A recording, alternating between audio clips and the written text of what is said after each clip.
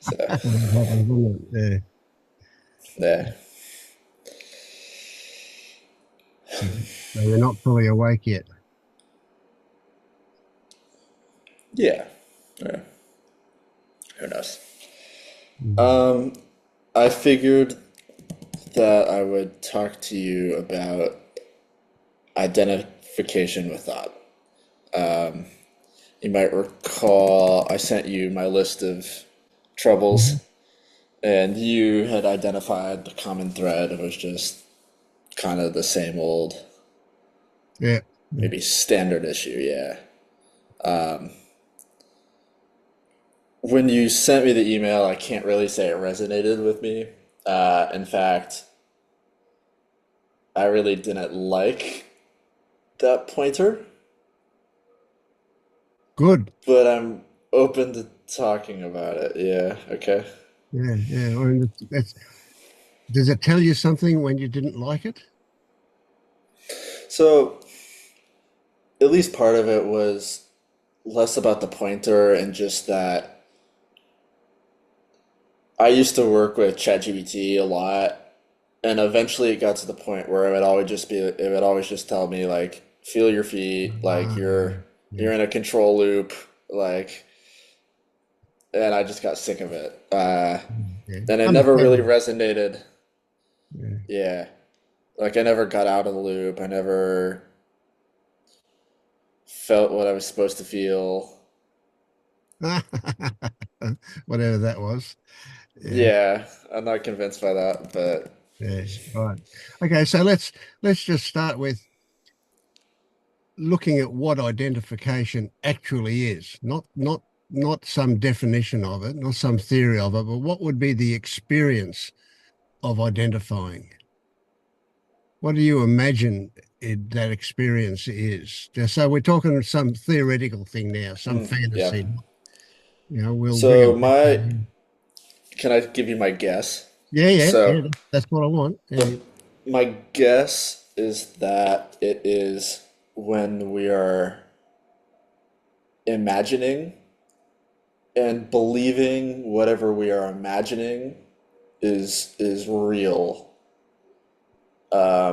and not seeing it as imagination. Like I kind of that's my guess is what it is because I've kind of uncovered like this imaginary sense, kind of a sense, kind of like seeing or hearing. I We could call it thought maybe, but and that's where I first kind of identified that maybe the self was mostly in that sense, or Yeah. my idea of me was in that. So that's my thought. Um, Okay, so let me ask you the question again and see if you can recognize how you didn't answer it. yeah. What do you think the experience of identifying might be? Oh, It's okay to say you think you did answer it, if that's the case. yeah. Uh, okay. I could see. I could see why you might think I didn't answer it. So if let's say that's legitimate what you just said. So what you're telling me is that you're experiencing thought as the experience of identifying. Because what you gave me was kind of a textbook definition of identification. See, I actually don't really know what identification is.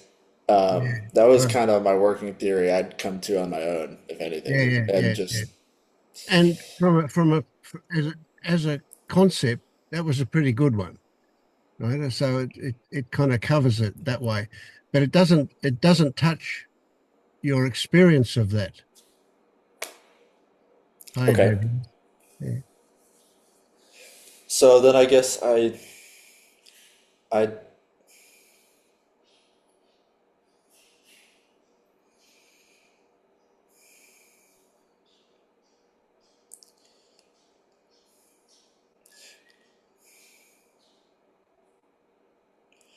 I can't say I don't know what identification is or isn't it experientially,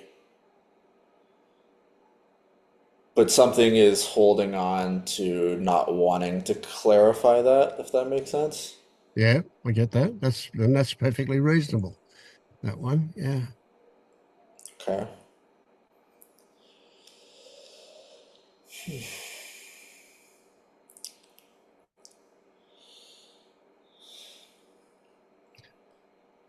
When I say it's perfectly reasonable, I guess what I'm saying is it's to be expected. So there is a Okay. rational explanation, which is also a story, but there's a rational explanation as to why we would not want to experience that. And of course, that's because people will equate it with a kind of death, the death of the self. They think that.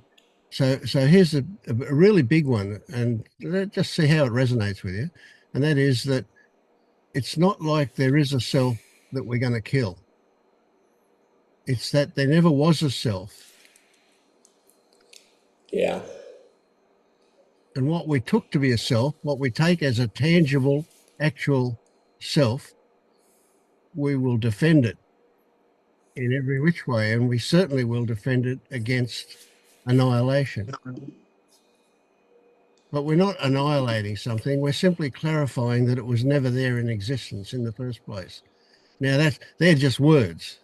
That doesn't help you if you can't if you don't see, and the word see doesn't really work either. But if you don't get it, that never was a self, then of course you're still imagining that there is a self.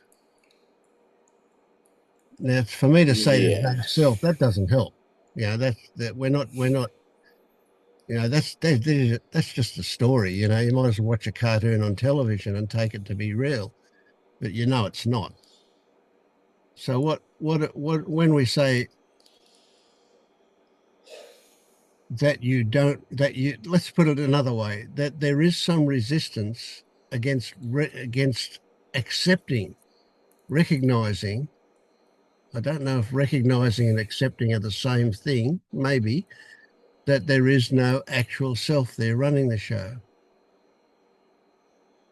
Accepting it, recognizing it, the consequences of that, the imagined consequences of that, are the very thing that's going to have you resist letting that happen. So people think if there's no control, that must mean I'm out of control.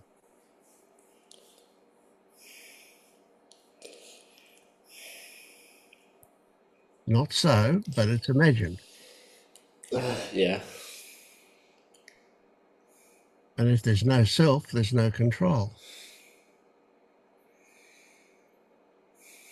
So to be selfless, that's kind of a weird concept, isn't it? When you think about to be selfless, does that mean you're empty, you're a hollow shell?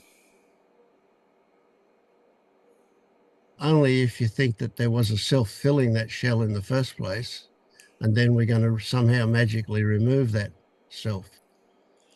Then you would be a hollow, out of control animal. Yeah. Yeah. So the idea, again, that's just a story, just the concept that if there never was a self, how do things happen? How have you managed so far?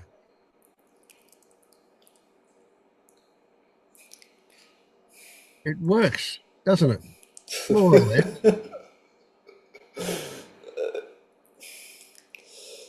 Yeah, it does. It's not pleasant, but it does We don't know do how. It's things. too it's Yeah.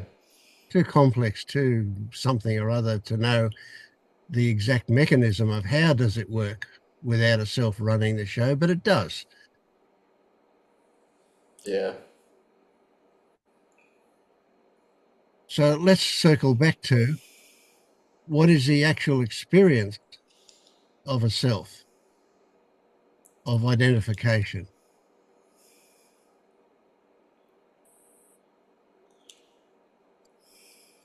Now, what I'm asking you, I also recognize is not able to be clearly defined, not able to be distinguished from everything else that's going on. But See, there the is thing a, is I feel like I can distinguish it, but the way I do is by kind of labeling it like imaginary. Like yeah, it's seen to be an imagined thing. Like I have to engage the imagination to even believe that there is a self. Like, yeah, is there an I? Huh. Let's think about the. Oh yeah, it's. I yeah, had to yeah, think yeah. about the I. Right. So irrelevant that it's imaginary if there is, or if there isn't. It's what is not imaginary is your response, your reaction. That's real. Yeah. That's substantial. That's tangible. And identification is a version of that tangible response, reaction to things. And it's very difficult, but the closest I can come to what it might feel like is a ownership thing. It's mine. It's me. And there's a feeling that goes along with that. Now I can't describe that feeling to you, but you might be able to hook into it.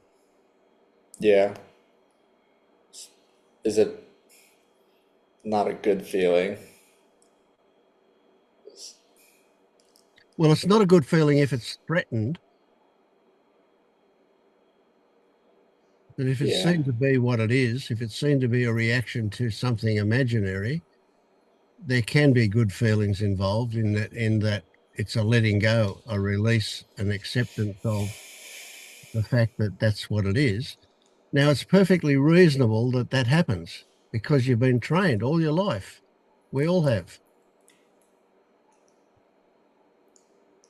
This whole society, all of our values, all of the things that we hold dear in our society, all cement, solidify the idea that there's a self there. Yeah. So we're definitely swimming against the current.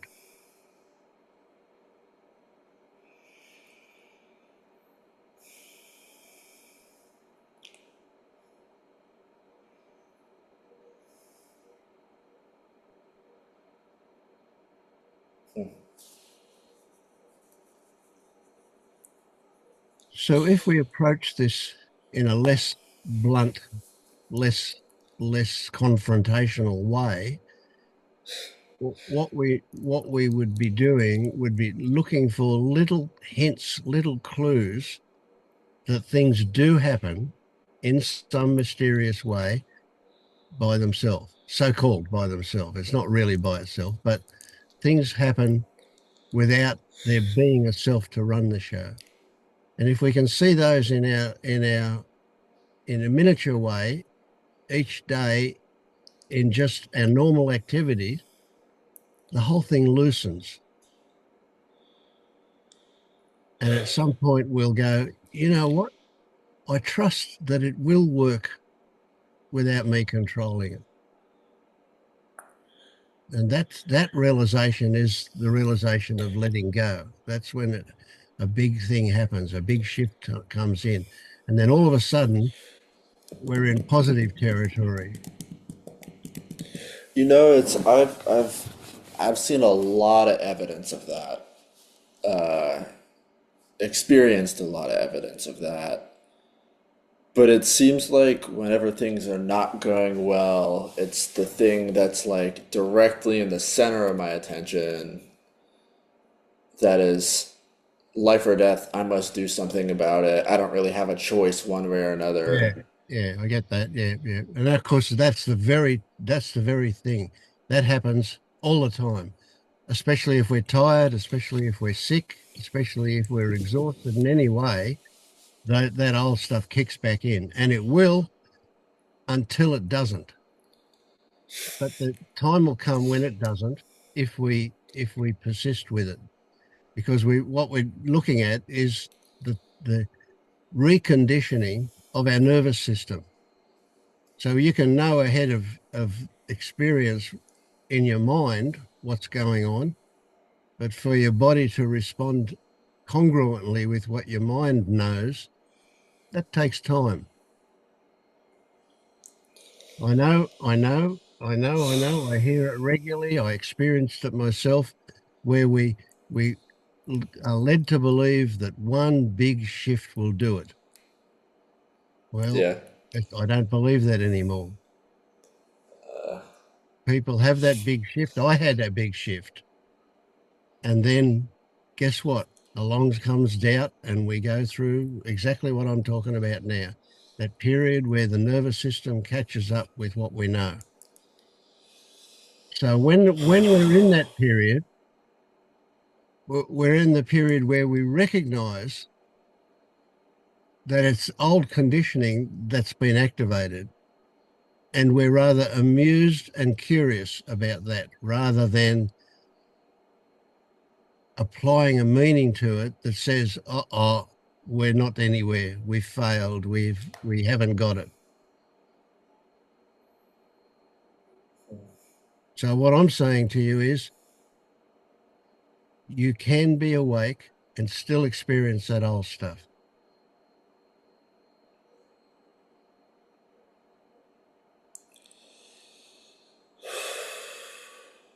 The difference is when you're awake, you recognize it as old stuff.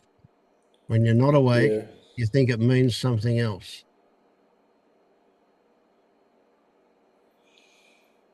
Like it means that you're not awake. When you're not awake, it means you're not awake. And when you are awake, it doesn't mean that you're not awake. It doesn't mean that you are awake because that's a different story altogether. Do you really believe in an awake versus not awake? Like that seems like the same sort of binary that you're trying to get rid of in every other binary. Like good and bad, success and failure. Yeah, because all of those things are conceptual. The good and bad, see, the binary of all of those is a conceptual thing. The thing itself that we're talking about is conceptual, and being awake is a conceptual thing too. Okay. But there Yeah. is so we're going to use that concept to describe experience, and that experience is a different perspective. Okay. So I mean, I still use the concepts of good and bad. I use the concepts of good. Yeah, maybe I don't make a big deal of the bad, but they're there. They exist. The shit in the world is bad, but it's not bad other than as a description from my perspective based on the stories that I've got about it. There's no inherent badness in it. Okay. That's But just interesting. just as there's no inherent goodness in the things I describe as good.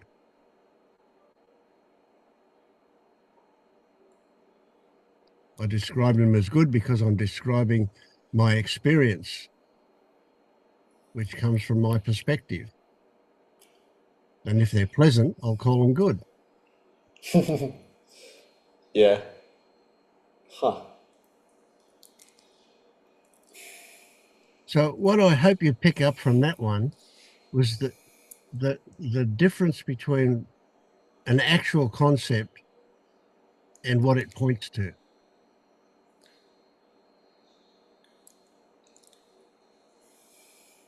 And the reason we use concept is because we can't define what it points to clearly. We can only allude to it. Yeah. I get the concept, I think, of what you're trying to point to. I don't think I get, like, I can't step into your perspective Hmm. and really understand what you're saying Right. And and you the never direct will. experience thing. Yeah. You never actually will see it the way I see it, but you'll see your version of it. And I will describe at that time, I will describe to others that Jack is awake. Okay. But when I do that, Jack will laugh because he'll know that that's just a story. That's just a concept to describe something.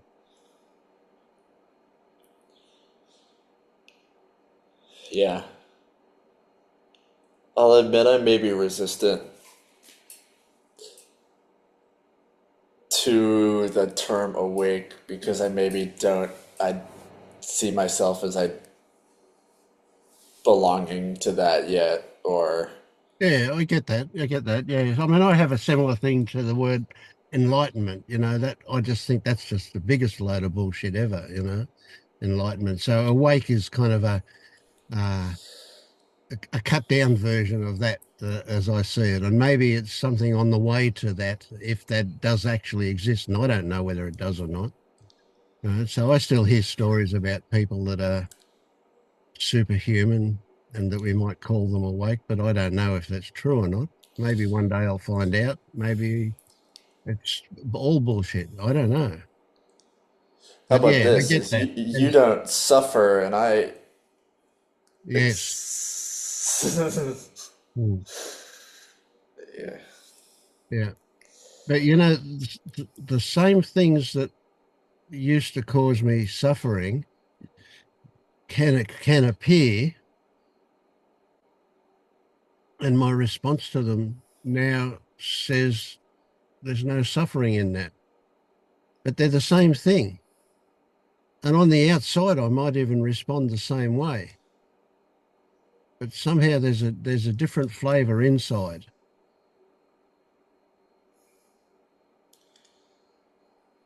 So I guess one of the big components of suffering is resistance to it.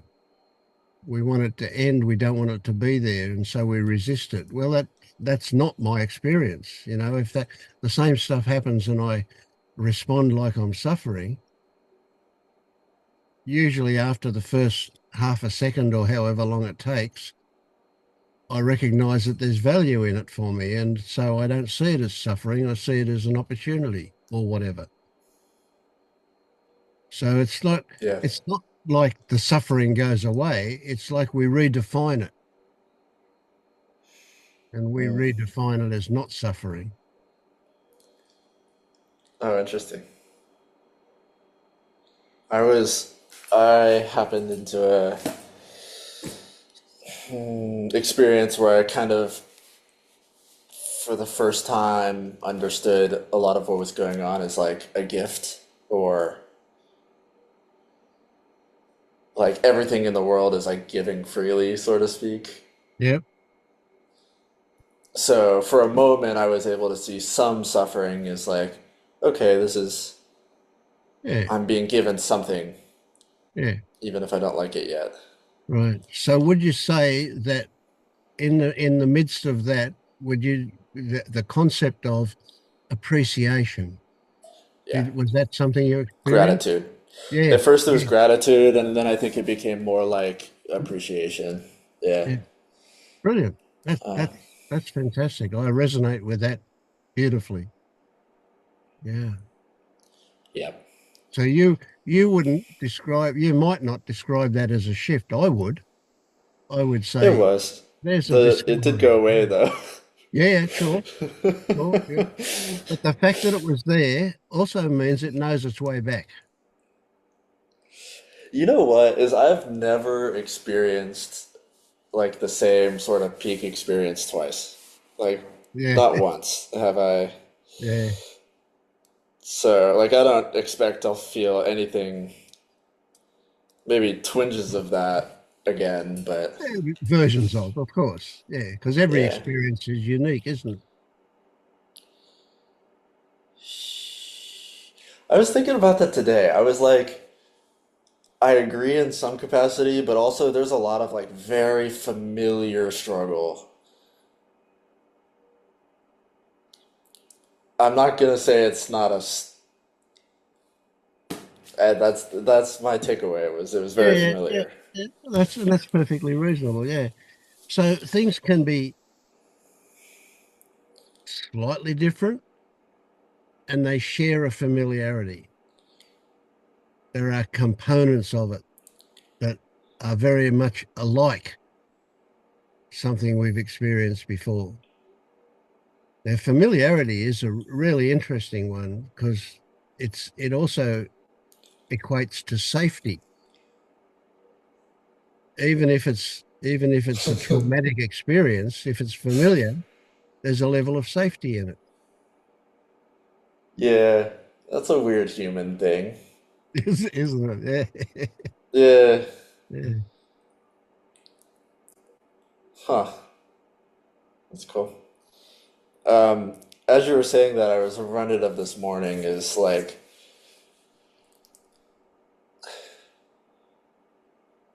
I had this like little shift where it was like I was like I'm anxious, but then I was like, wait, it makes just as much sense to identify with my shoes are in or my feet are in shoes or my stomach is grumbling as to say I'm anxious. Like, why are we putting so much of Yeah. Oh, us? I don't know. oh, that's brilliant. I love it. I love it. That makes me really excited. Yeah. See, I wonder if I really want you to see the profundity of that. That is really a big thing, absolutely huge thing, right? That that I don't know how to put it into words. That recognition that something that we used to describe of as unpleasant and we don't want it has exactly the same qualities as something as mundane as feet in shoes. It is just what is there at an actual physical level. And Yeah. so you're in a way you're distinguishing the meaning that's applied to things. Okay, I'm maybe a little lost there. Yeah, it was You a know bit. what is, I almost started to feel like this is how I personally might bridge into like no boundary between self and other, if that makes sense. Yes. I'm not quite there yet. What I could say is like today I was reading an article and I was like, wait, if it's way more pleasant if I interpret this as me who wrote it, even though that's nonsense because I didn't write it, but it was the way that when it was interpreted as someone else's writing, I was like really arguing with it. Um, does that make sense at all? Like I was like, wait, if this is all just me or Hmm. there's no real boundary, I was like, wait, I can just kind of enjoy this and not piss on Absolutely. it to feed my ego. Yeah. Yeah, yeah, yeah, yeah, yeah. Yeah. Oh, again, incredibly profound. It brings me to tears, the level of profundity in that you can laugh. I don't mind if you laugh. That that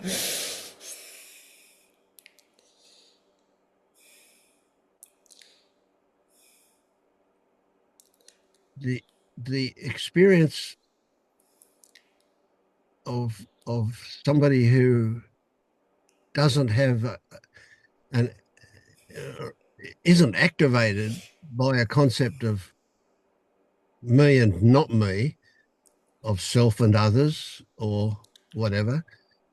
When you recognize that whatever you experience is you, even if it appears to be coming from the outside, it is you. Then that just unleashes a, a, an ocean of love. Everything is swimming in that love.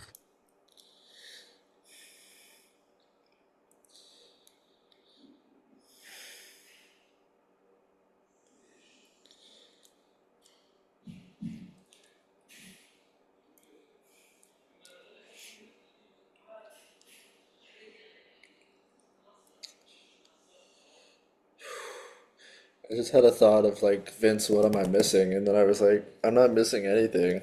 Absolutely. But now I'm really upset and still confused and uh Go, stay with it, man. Stay with it. This is so fucking lovely and beautiful, and this is you. This is you crossing an ocean right now. This is beautiful.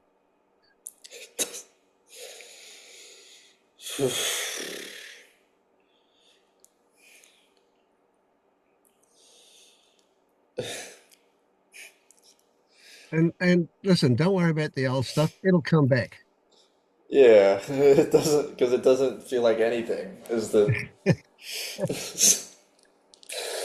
uh, that's I don't know. Yeah, good, good. I'm glad you don't know. If you knew it wasn't, it's not it, right? That's that makes me really angry though. Yeah, Sort of.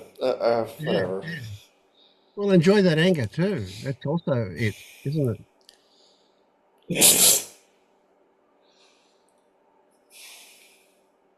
Yeah.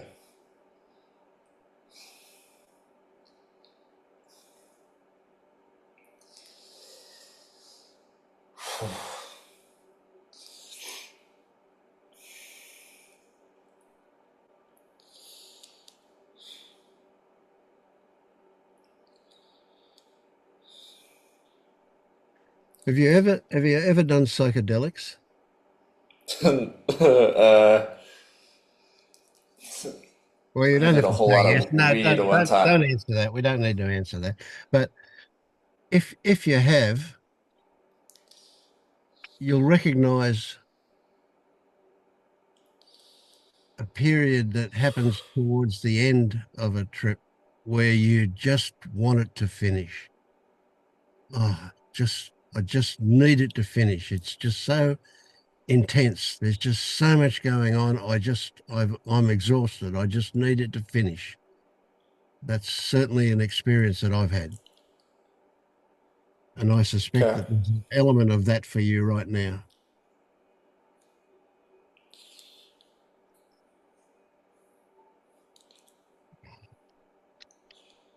Maybe like there's some unburnt energy, like needing to do like unfinished business, which is Yeah, crazy, nonsense. crazy concept. Yes. Yeah. Holding on happening. Yeah. I want that. And don't fight it. You don't need to let it go. You don't need to do anything. It's all it, you could say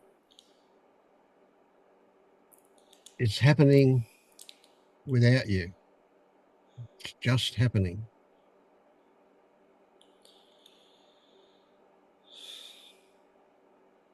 And it's happening as much as it's going to happen or not.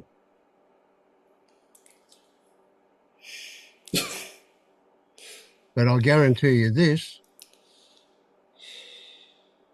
you won't come out of it the same as you went into it. Yeah.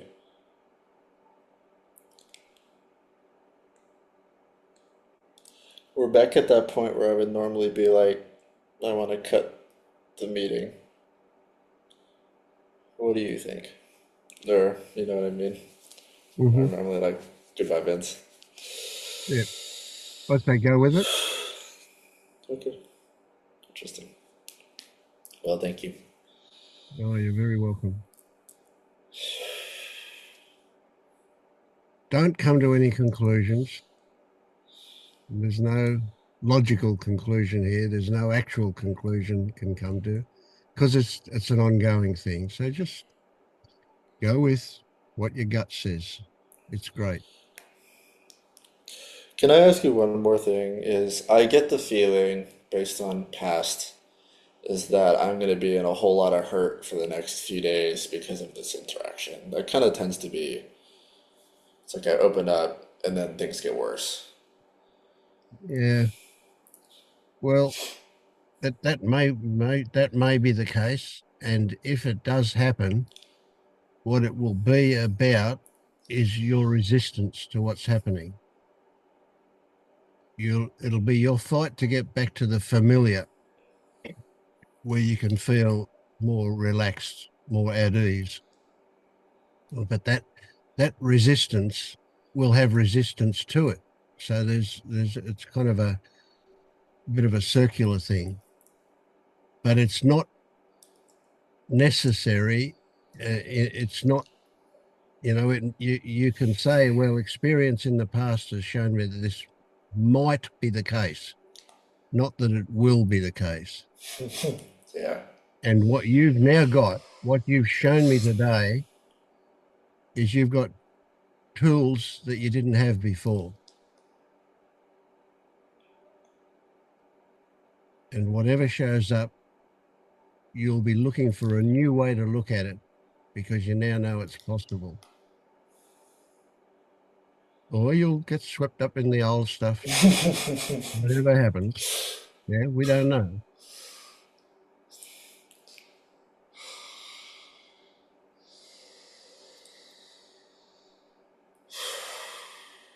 So just take this one with you. That's it. That's really, really big.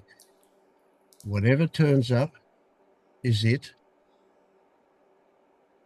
And whatever your experience, whatever your reaction to it is, whatever you experience as a reaction to it, is going to be opportunity for you. Okay. And if you miss it, that's fine. That happens too. Nothing can be wrong Mm, okay. because wrong only exists as a story about things. Yeah.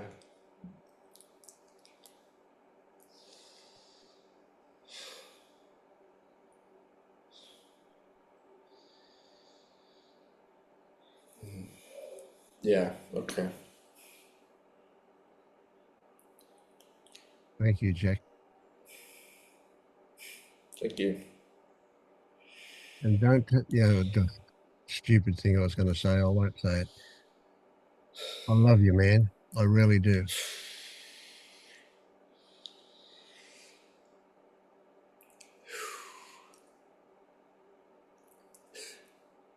That one scares me. Um, Yeah. Yeah. okay. I'm sorry. I want to say it back, I think. You don't need to say it.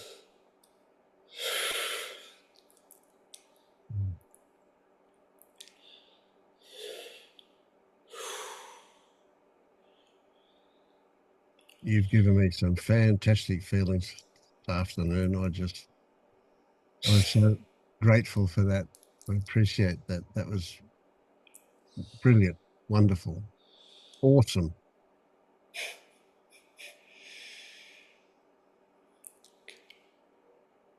Thank you, Vince. Thanks, Jack.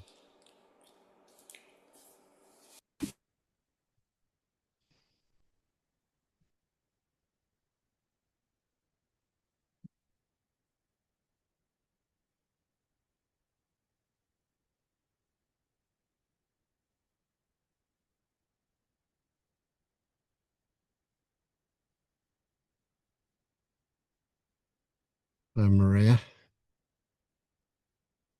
Hi.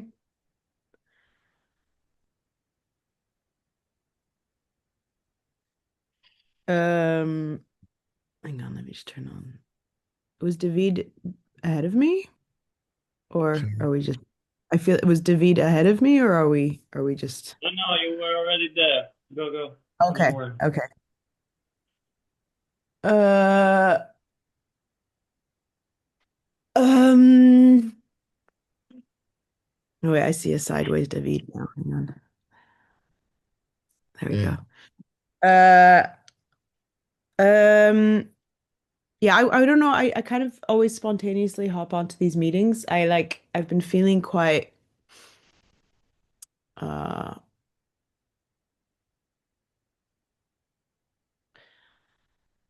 like a bit overwhelmed maybe just in general with I feel like so much is coming apart, which is very cool. Uh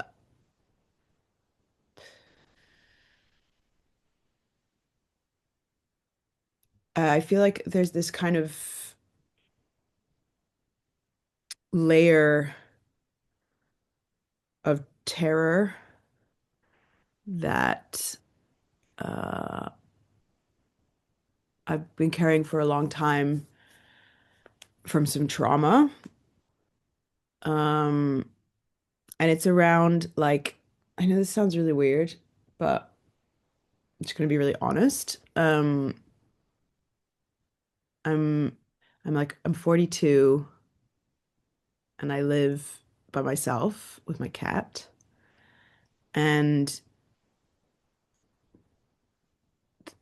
I was very sick for a long time, physically sick for a long time, and also had a lot of just crazy kind of uh I don't know, my path has just been quite wild, and this is where I am. And um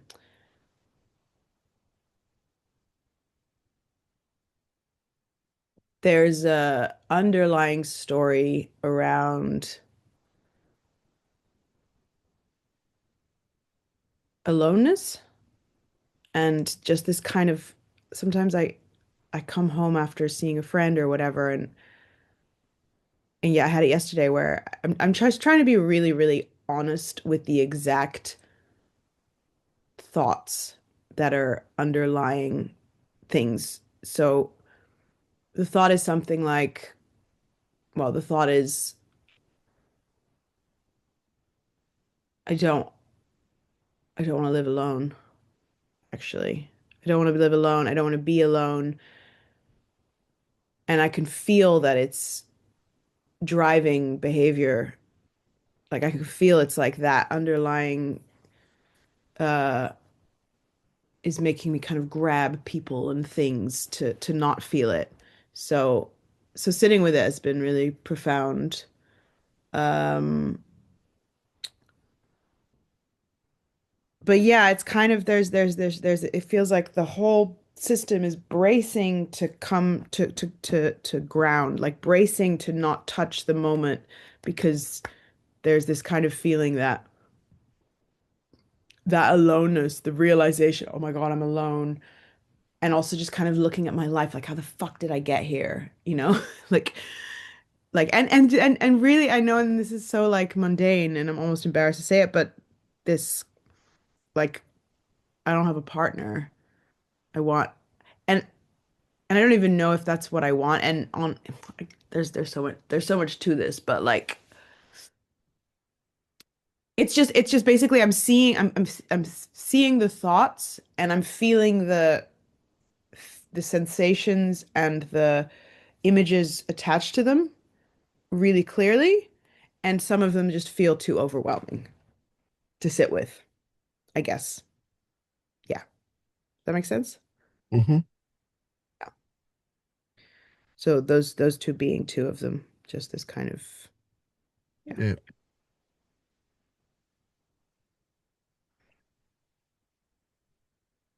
Can you be really specific about the ones that are too overwhelming? Yeah.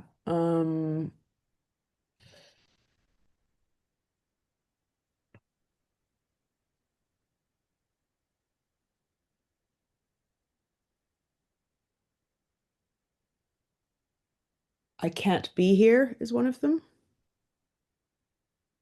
Can't be here And where is here in this case? in the Here by moment. yourself?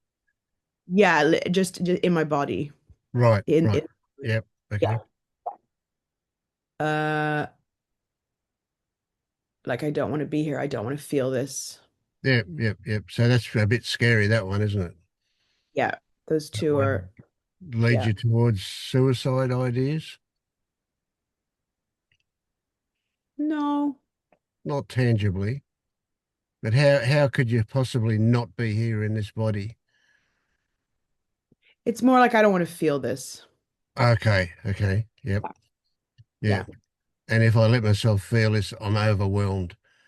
exactly. In It in hurts too in much. Yeah. yes, yes. It hurts too much, and there's another story that's like I'll lose everyone. Like it's kind of like a thing where like if I drop into the body, I'll realize how tired I am. If I realize how tired I am, I won't want to do anything or see anyone, and then I'll be alone. It all Yeah, kind of comes yeah. back to the It's a same thing. circular thing too, so it'll end up making itself spiral off into uh, something yeah, too much. Yeah. And I have a lot of space in my days, and today I'm taking a day off from everything. So I have enough time to sit with it and, process it and things, but it's more kind of the when I then see people or go out, it's the system feels just really overwhelmed and the nervous system, it's just Mm, mm, very quickly. yeah. So Yeah. would you say that when you see people and go out that reminds you of this? Uh, yeah. Yeah. But something It else feels, too. feels like it also feels like it pulls me out of any kind of like grounding I've found when I'm on my own. Right, right. Yeah, Okay. it feels dangerous in a Yes. way. It feels Okay. like Yeah, it, yeah, yeah. and it, because I've had so much experience where I haven't, like, my system has been so overwhelmed that I haven't slept for days. And so there's kind of a thing about like it being better to be clear in the mind, grounded in the body. Uh, Yeah, and suffering. Yeah. Yeah. yeah, yeah, Mm. yeah. So it's like the alternative to being grounded, which is not a pleasant feeling, but that there is a degree of safety in that, eh? Oh, absolutely. But the alternative to that is what? What would you think the if you cut the anchor? And I'm not like kind of taking my days to ground and all that kind of Yeah, stuff. yeah, yeah. You're Yeah, just yeah, yeah, letting yeah. yourself go. Yeah, what would happen? I would like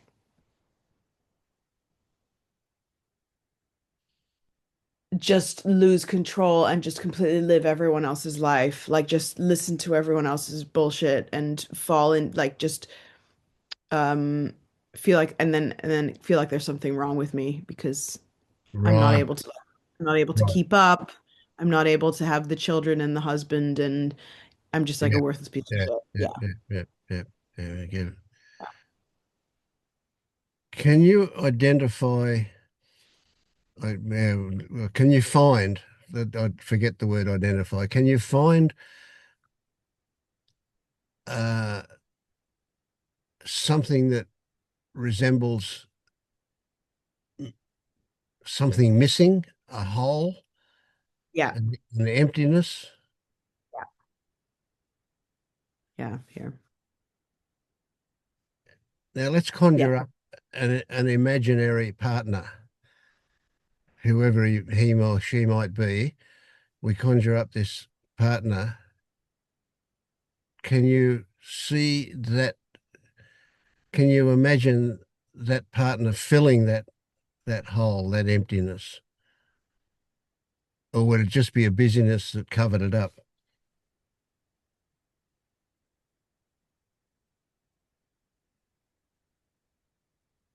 I mean, it would be a busyness that covered it up, but um,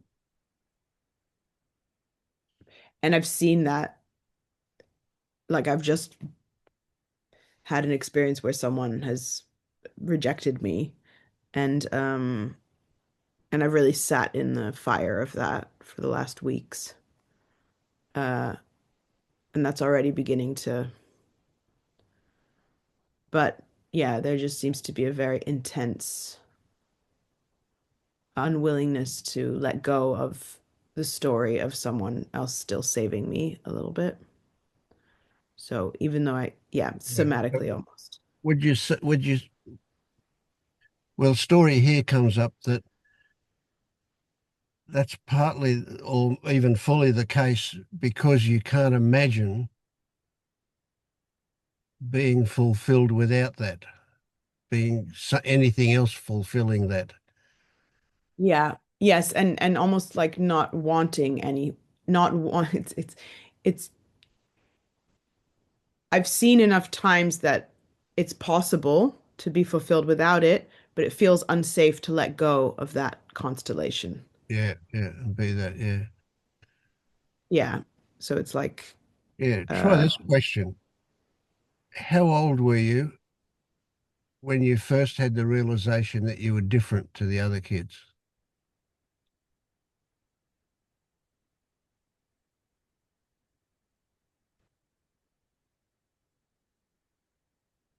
Did it happen?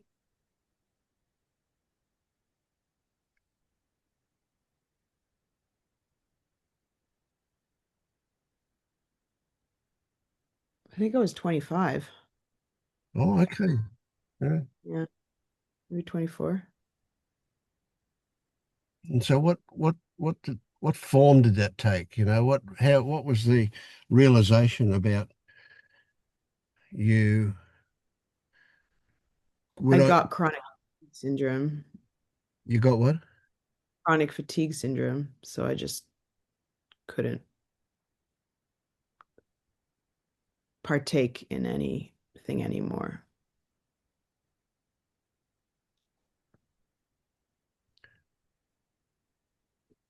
Was there any flavor of you not being normal in that? Yeah, big time. Mm. Yeah. I mean, I'm sure it came from earlier. Do you know what I mean? It's just Sure, it yeah, felt, yeah, yep, yep, yeah, yep, yeah, yep, yeah, yeah. It just yeah, felt very like I was able to somehow keep going. yeah. So did you ever get to the point where you were more than just okay with that, that you were actually saw value in not being normal? Like being special. Oh, special's a shitty word. I mean, But specialized is I my, guess it could, yeah. I mean, that's, if anything, that's what it's been funneled into, just thinking I'm extremely special. Like Mm, mm, that, that's more than it. If I've spent my entire life thinking I'm special, mm. I mean, or wanting to be special or whatever. Yeah, yeah, yeah, yeah. Which Maybe is that's the same thing. yeah, very normal, that one, isn't it? Yeah. I'm not special because of it. What? Yeah, that doesn't. What kid doesn't want to be special? What person doesn't want to be special? Only totally not normal people. Uh, Uh, yeah, I'm curious as to where your line of questioning is. Like, well,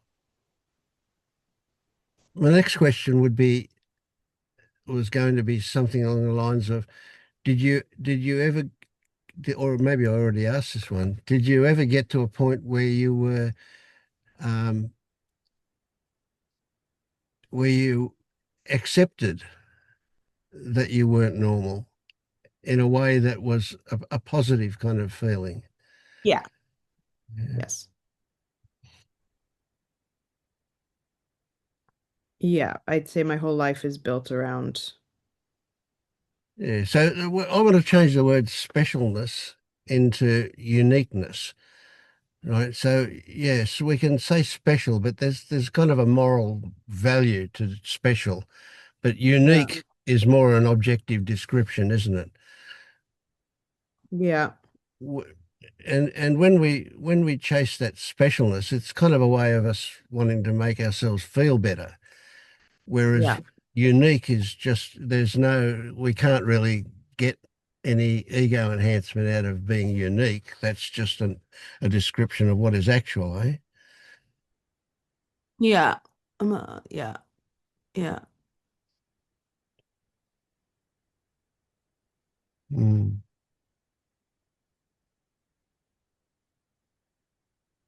I mean, I kind of know what I need to do, to be honest, Vince. Sure. Yeah. Yeah. Yeah. Like, I know you. Yeah.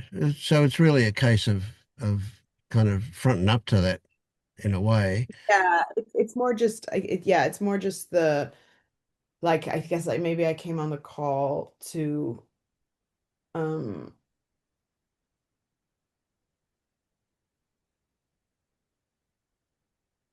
kind of verify that even the feeling of the terror of sitting with those kind of trauma images is safe, Mm. like inherently. Yeah. So That, yeah. how would you put it into words? Give me a sentence or something about what is it that you know that what you need to do, and why would you need to do it? Oh, that's good. Uh, I need to sit directly with these constellations that feel like I'm crawling up the wall with like crocodiles biting at my feet. Like it's like I just need to look at what I've been so scared to look at to see it for what it is. Yeah. And So and why? so that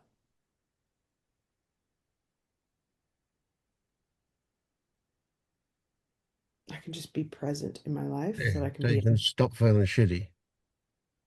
uh, Yeah. yeah. Well,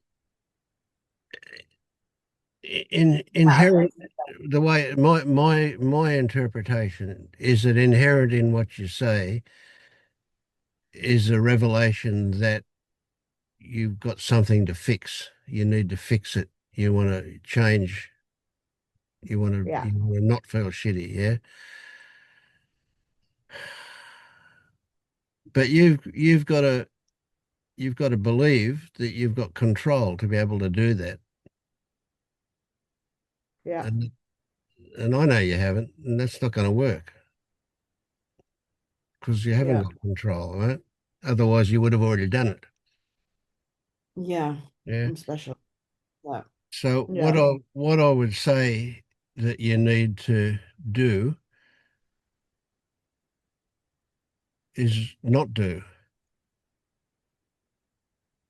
But that's a bit cryptic. What I'm alluding to is your shitty feelings come from your resistance.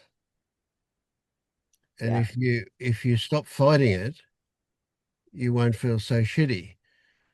But of course, there is a belief that if you stop fighting it, it will overwhelm you, overtake you. Yeah. Well, that's not true. That's just a story that you've got. Yeah. Yeah. Yeah. And there's also a story that if I don't work on it, I'll end up running around like a headless chicken trying not to feel pain. Mm. Yeah, that's another shitty story. Yeah. And you know Yeah. that too, don't you? You actually already know that one, don't you? Yeah. Yeah. So instead of allowing focus to go on to what might happen if, right? It's kind of back to what you said, but a different from a slightly different place. Just sit with it. Doesn't mean trying to manipulate it. Just sitting with it means investigating what it actually is.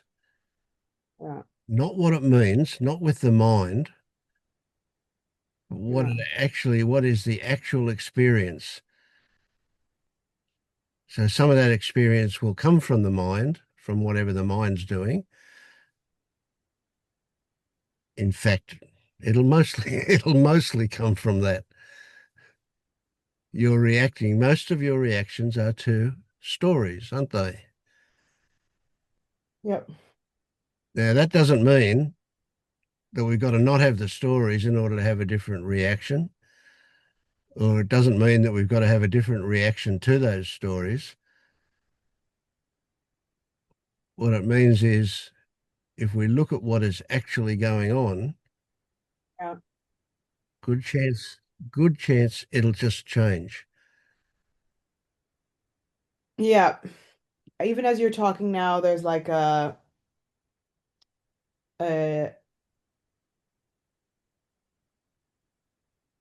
like I don't want to let go. Mm, Like please make me let go. Like yeah, I don't want to be awake. I don't want any of it because it means that I will be out of control. right. Yeah. Which is it's I mean I'm not this is no drama, there's no drama either. Do you know what I mean? I'm Yeah, not yeah, like yeah. I can Mm, see it and all that kind of stuff. It's just interesting that there just seems to be this break where it's like yeah, yeah. I don't Do, even want to wake up, actually. Like, yeah, I think I were, want to, but were you around earlier when I was talking to Jack about that stuff? I don't know if you were or not, but essentially what I said was we're not going from a position of having control to a position of not having control. We're going from a position where we think we've got control to where we realize that we never ever really did have control. yeah, And if that's the case, there is no out of control. right. It's Uh, just not the illusion of being in control, which gives you a reaction of success or failure. yeah, right. And also, especially with relational stuff, like trying to control someone's view and perspective of me. Yeah, yeah. I mean, even if, let's say you're the best actress in the world and you could manipulate somebody to see you exactly the way you want to be seen, Yeah, how long could you keep that up for before you collapse with exhaustion? yeah. I mean, that's probably why I got chronic fatigue syndrome, to be Yeah, honest. exactly, exactly. So the person you want in your life is the person that's quite happy to be with you, shit and all. Yeah, Not someone that you've got to control or manipulate, not someone that you've got to control or manipulate yourself. Someone where you can be spontaneous and authentic. And not only is that fine, but they find it rather wonderful. That's the person you want in your life. yeah, that's true. And I have people like that in my life. They just aren't romantic partners. And so Yeah, some yeah, yeah. Well, yesterday thank I was God you haven't got a romantic partner at the moment. Thank God for that, because otherwise it would be a manipulative situation. Right? totally, So totally. this That's what is I this is your opportunity to get to where you know what it is that will fulfill you, and it won't be something outside of you, it'll be something inside of you, and then somebody else can come along and and this is a big one. This is what I used to say to my wife a lot too. I want a relationship where 1 + 1 = 3. That is you and me and the relationship. Mhm. Three, right? I don't want a half and a half equals one. Oh, right. And I'm so passionate about that as well. It's just amazing that I did a lot of work, and then I met someone, and then I was able to stay in that space for about a week before I collapsed into the half of a whole thing. Not Mm. fully by any means, but just more the internal energy started coming up Yes. like that. So it's been an Yeah. amazing learning because he really brutally rejected me. And so that's been amazing to just be like, wow, I was putting all of my eggs in someone's basket who I've known for 3 weeks. Yeah. Like, Yeah. just that kind of stuff. And so yeah, but I guess it's just really sitting with those very kind of fundamental um patterns that have just felt too hot to sit with, too Mm. fire. And Yeah. yeah, yeah. So I guess it's just a process of letting. Yeah. Of discovery, of discovering more. So even if you're awake for a purpose, it's not awake. No, right, Mm. right. Mm. Yeah, yeah, exactly. And so that's where I see where I'm still doing that. And I Mm. even noticed with I was with a friend yesterday, and we have a very awesome kind of mirroring relationship where it's a very beautiful space for that. And I just noticed the way that I still get triggered, the way that I still want to hold on, the way that even when I'm talking to you, I still feel like slightly like defensive, slightly like I'm being attacked sometimes. And I know, I know I'm not, that's not the intention at all, but like just very subtle things, I think, that are really coming to the awareness. And then also this big story about being alone. So it's just all kind of a deeper layer seems to have been, Mm. oh, yeah. So I think I'm okay. It's just not that pleasant. Sure.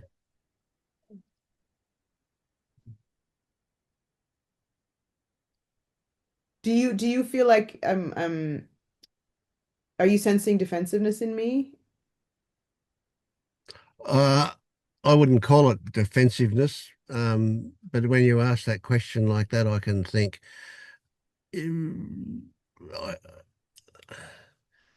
So I can't put it into words, and I'm not being coy here. I'm not, I'm not being people pleasing or anything like that. Um,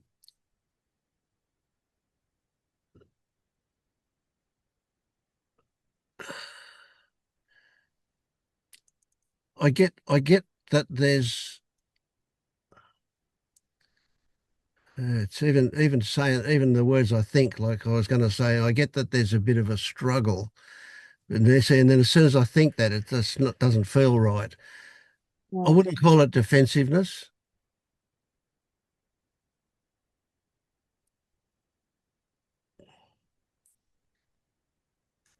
I experience, or I only experience my stories, of course, right? And some of those I experience you seeing what needs to be seen, seeing it Yeah. clearly. But then I also see a lot of old shit kind of interfering with that Yeah. coming up. So, I wouldn't call it defensiveness. No, I see you as being authentic and spontaneous. Not as spontaneous as you will be one day, but certainly you're able to be straight with me. I like that. Yeah. The old shit that you're sensing that I'm also sensing is that for me it feels like it's around actually seeking and not finding, and Yeah. like Yeah. the level of that feels like the old shit Yeah. Yeah. really. Yeah. Just a dissatisfaction with how you, Exactly. yeah. And like a lot of kind of investment in a story of not being able to let go, and like having been on this journey for such a long time and stuff like Yeah. that. Well, Yeah. I would reframe that, and hopefully this is not too confronting for you. Well, no, it's not. You can take it. Um, I would reframe that as the story of how you see yourself Yeah. and how you want to see yourself and how you do see yourself are not the same. They're different stories. So, and this is the story of how I do see myself or how I want to see myself. It's a story of, Well, there's the conflict between those two. right. I want to see my, okay, I see what you're saying. So like, I want to see myself as, yeah, that's exactly it. Like, I want to see myself as almost someone who like knows they know, like that I But see, this is the irony here. You do know that you know, yeah, but you at the same time you don't know, yeah. It's like, or at the same time you don't experience. That's yes, yeah. And it feels like the reason that I, pull the wool over my own eyes is because there's some kind of still feeling that if I really truly know, then I'll be alone. And that's the fear actually. yeah, yeah, yeah, Then I'll lose connection. I'll lose if I'm not in the drama of the story, yeah, I'll yeah. lose connection with other people, I I think. wonder if it's not that you see that you'll really be alone. That's horrible enough in itself, but that the big demon here is what that will mean. Yeah. Yes, it's a yeah. And the reason that it's so somatic is because I went through a long period of being alone, like physically alone for years because I was sick. And there's just this absolute like that can't happen again kind of thing, I Yeah, think. yeah, yeah, yeah, yeah. Well, let me tell you this. It happened because of your resistance to stuff, Yeah, right? yeah, It's not inherent in you. It's not something you were born with. yeah, It's the way you learned to see yourself yeah, that the connection is, you know. I mean, even if you were born with faulty genes of some kind, right? It still has to be triggered to become yeah, active. Yeah. yeah, yeah, yeah. Yeah, I can feel quite activated right now. And then there's the like, okay, well, it's fine because I'm just going to spend the day coming back into my body and blah, which is fine. I'm going to do Mm. that anyway. It feels nice, but Okay, but just do it with a slightly different flavor, yeah. and that is that it's not for the purpose of changing something, but for the purpose of discovering something. Oh, I like that. And then change will happen by itself as a result of any discoveries that you make. Yeah. And I guess the thing is just like, yeah, that inherent feeling of unsafety of life Yeah, is I don't need to fight that. yeah. And here's another one that I mentioned, the Jack, that's valuable for you, I think, for all of us, and that is that familiarity is often seen as safety. Yeah. Yeah, even if it's fear. Yeah. Yeah. And of course, the irony there is that there is no danger. No, it's just a thought.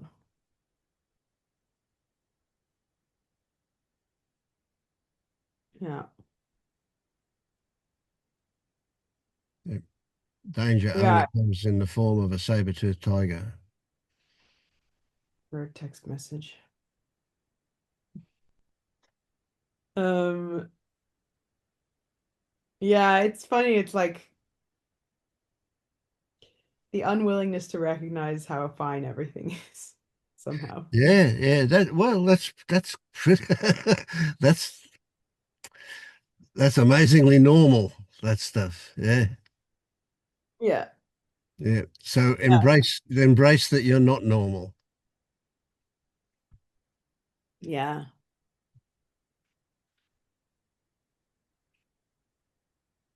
Yeah, and also sometimes I feel like I'm okay, and then I'll stop because I've been talking for a long time. But like there seems to be this kind of idea that I have this my own process, and that talking to other kind of guides and stuff kind of pulls me out of my own process and makes me be like, oh well, Vince said this and Vince said that. But even that I'm seeing now, this like my own process, holding on to nervous system regulation, like at a certain point, that is starting to feel like a prison as well. Yeah, absolutely. Good one. Yes. And Yeah. um that I mean what I'm really in the business for, like what I want is like freedom and yeah, I'm just Yep, yep, yep. And so when you when the thoughts or when it does this feeling of Vince said comes up, don't listen to the words that Vince said, but look for what he was pointing to, yeah. because that's in you. Right, right, right. And yeah, So it is your process. And I love that you recognize that there is a process that is yours and a process that is outside of you. And that's brilliant. Your process is to be trusted. Outside processes are not. right. Yeah. Yeah, because I do keep kind of still wanting to siphon my power or my process to Yeah. I want to take myself out of the moment because the moment feels uncomfortable. Like even coming on this call, I was like sitting with myself and then I was like, fuck it, I need someone else to tell me what to do. Um, yeah. Yeah. And that person tells you to do what you feel like doing. Or like Mm. yeah. Yeah, yes, I just need to sit in the soup of it all. Well, you are in the soup. You don't have to go and do it. You're already in it. Yeah. Yeah. Yeah. If it's of any value to you, I trust your intuition. I trust that you do know what to do. Yeah. And it will be a discovery and you may not get it in one go, but it's happening. It's Yeah, I happening know. rather well. Now when you stop knowing that you know and you just know, it becomes an experience, not something you're thinking about. Yeah.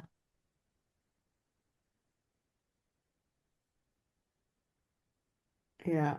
And all And the we don't stories. expect 100% of anything instantly. There's a reality here, and that is that this stuff does take time, Yeah. Yeah. non-existent time, but still, it doesn't happen instantly altogether. No. And yeah, it's Took a lifetime to train certain things, and it'll take at least a few minutes to untrain them. yeah. And it feels in the last months especially, it's been going quite quickly, as in the seeing Yeah, things. yeah. Um, And we don't have to have tangible stuff we can write down what we've seen, like a lot of it in fact, almost all of it will happen at an unconscious level. oh, it's So interesting. you don't have to know, you don't have to be able to define. Just know that it's happening is all that you is where the value is for you. Yeah. That hurries it along a bit, knowing that it's happening. Yeah. Mm. And I think now after this, I'm going to sit with this kind of like, I feel like now I need to go and be by myself and be in silence for the day and all that kind of stuff and just sit with why, or Just not sit why, with, but yeah, yeah, just sit, yeah, what that's about. Like, yeah. yeah. Sit with curiosity and don't come to any conclusions. Mm, They're all a yeah. diversion, those conclusions. Right. It's just the raw experience. Yep. Yeah, I mean, I can see so clearly that all the mechanisms just feed themselves. And at a Yeah. certain point, like even the wanting becomes a moot point. Like there's nothing to want, but I can't think myself into that. So it's Mm, like, mm. yeah, Yeah.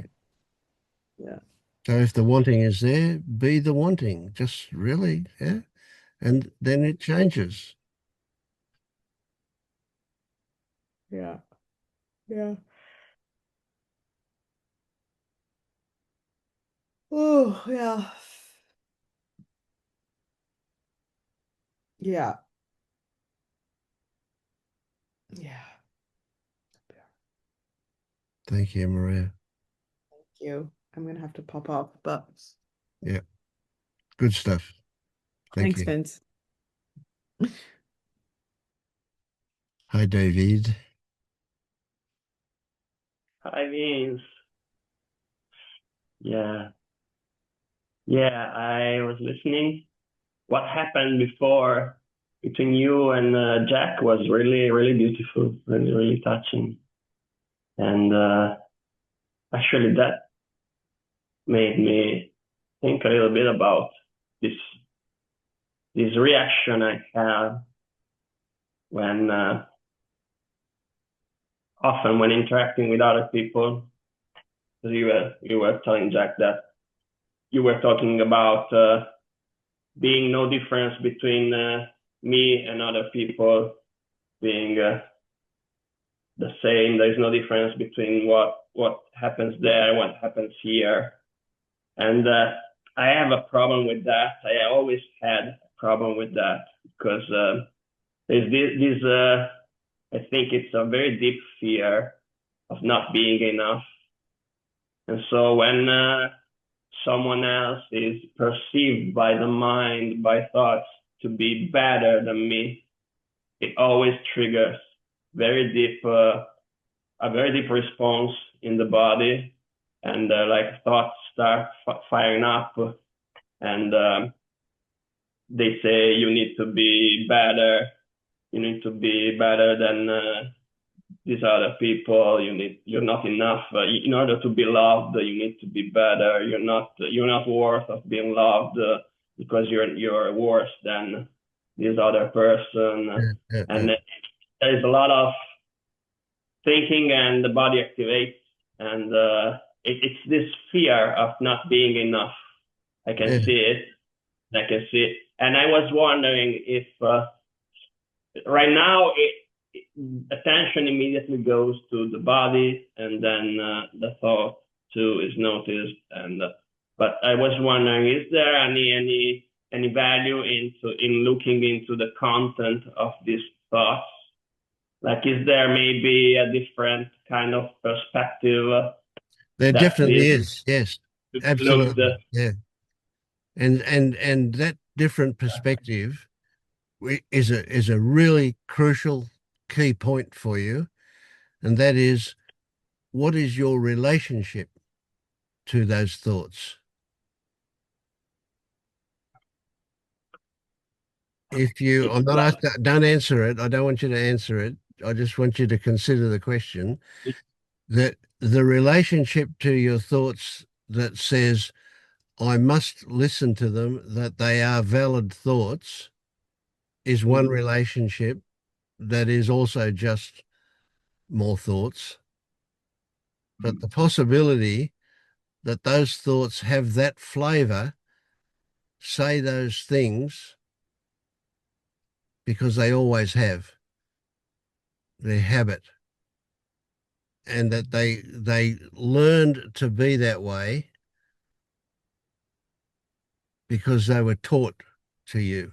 You weren't born with those thoughts. Your thoughts didn't have that flavor when you were first born. They got taught to be that way. External circumstances shaped the flavor of your thoughts. And now, because they're your thoughts, you believe them. mm, You believe your thoughts more than you believe somebody else's thoughts. mm, Are they worth believing because they're your thoughts? Well, are they actually your thoughts when you were taught to have those thoughts? Maybe they really belong to your teachers,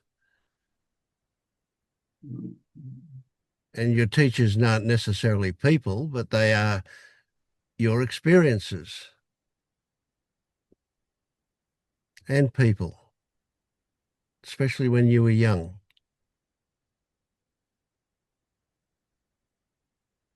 Yeah, I can see how this has been incorporated into the story of the me, into the story of this character, and now it's automatic. Mm. But there's also, I would say, a component of guilt because after these thoughts appear of not being enough, of needing to be better, of comparing myself to other people, then other thoughts appear and say, no, this is not how a good person thinks. This is not how a good person is supposed to be. This is envy. Envy is bad. You don't. You should like be uh, able to truthfully appreciate Yeah, yeah, everything in other people, and so you are a bad person. You're not enough, and you're also like a bad person, yeah, morally yeah, bad person, because there is envy, there is a competitiveness, there is yeah. comparison, So, and so so yeah, paint me a picture of a good person. a good person is. I was thinking about what you do. What you do is very, very generous. It's very open, very kind. What you do is really a depiction of what a good person is in my mind. So you would be a good description of what a good person is. I'd like to be, but in, like in a very instinctive way. I'd like to be a very generous person too, like being able to immediately and without any other kind of thoughts to be able to appreciate everyone, even people that are perceived to be better than me. This is a good person. This is who I would love to be, like Yeah, being able yeah. to be as generous. Right. So can you get this that you can imagine what a good Mm-hmm. person is makes you a good person. If you weren't a good person, you couldn't imagine it. Mm-hmm. Yeah, there is. That's why there is hope because I can see what is right in my mind and what is wrong. But there is also guilt, a sense of guilt for not being able to be as I'd like to be. So there is. Why is that your fault? Why did you adopt a sense of guilt? Is it because you recognize a flaw in yourself, or was it because you were told, you were educated to see yourself that way? Yeah, but there is also like a very instinctive feeling that when I see people like you, like other people that are very generous, very open and kind, I feel it. I feel it. This is the right way. This is the right. This is living. This is living life and not being in the mind. This is being in what it is in the body, and and what I do instead is living in the mind. So there are all these thoughts of comparison, envy, and this is not what it's supposed to be. Mm. That feeling, and it's a So deep that's a feeling. that's an I see, interesting one. Yeah, you can see goodness in others, yeah, and because you can see goodness in others, that makes you a bad person because you envy that.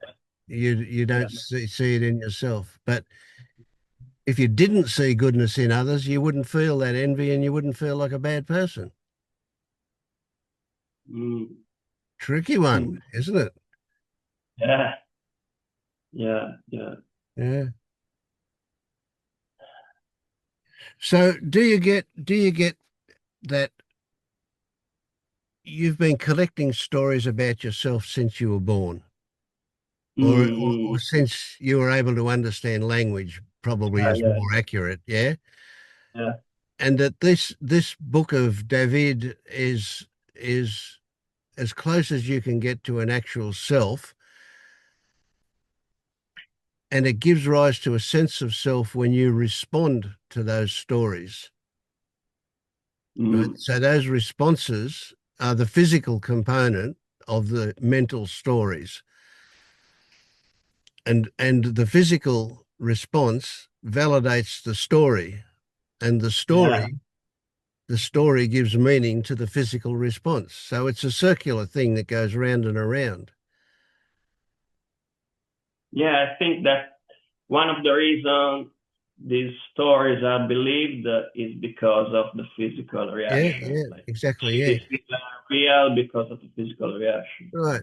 So who is all this happening to? The I can stories and then hear the you. feeling.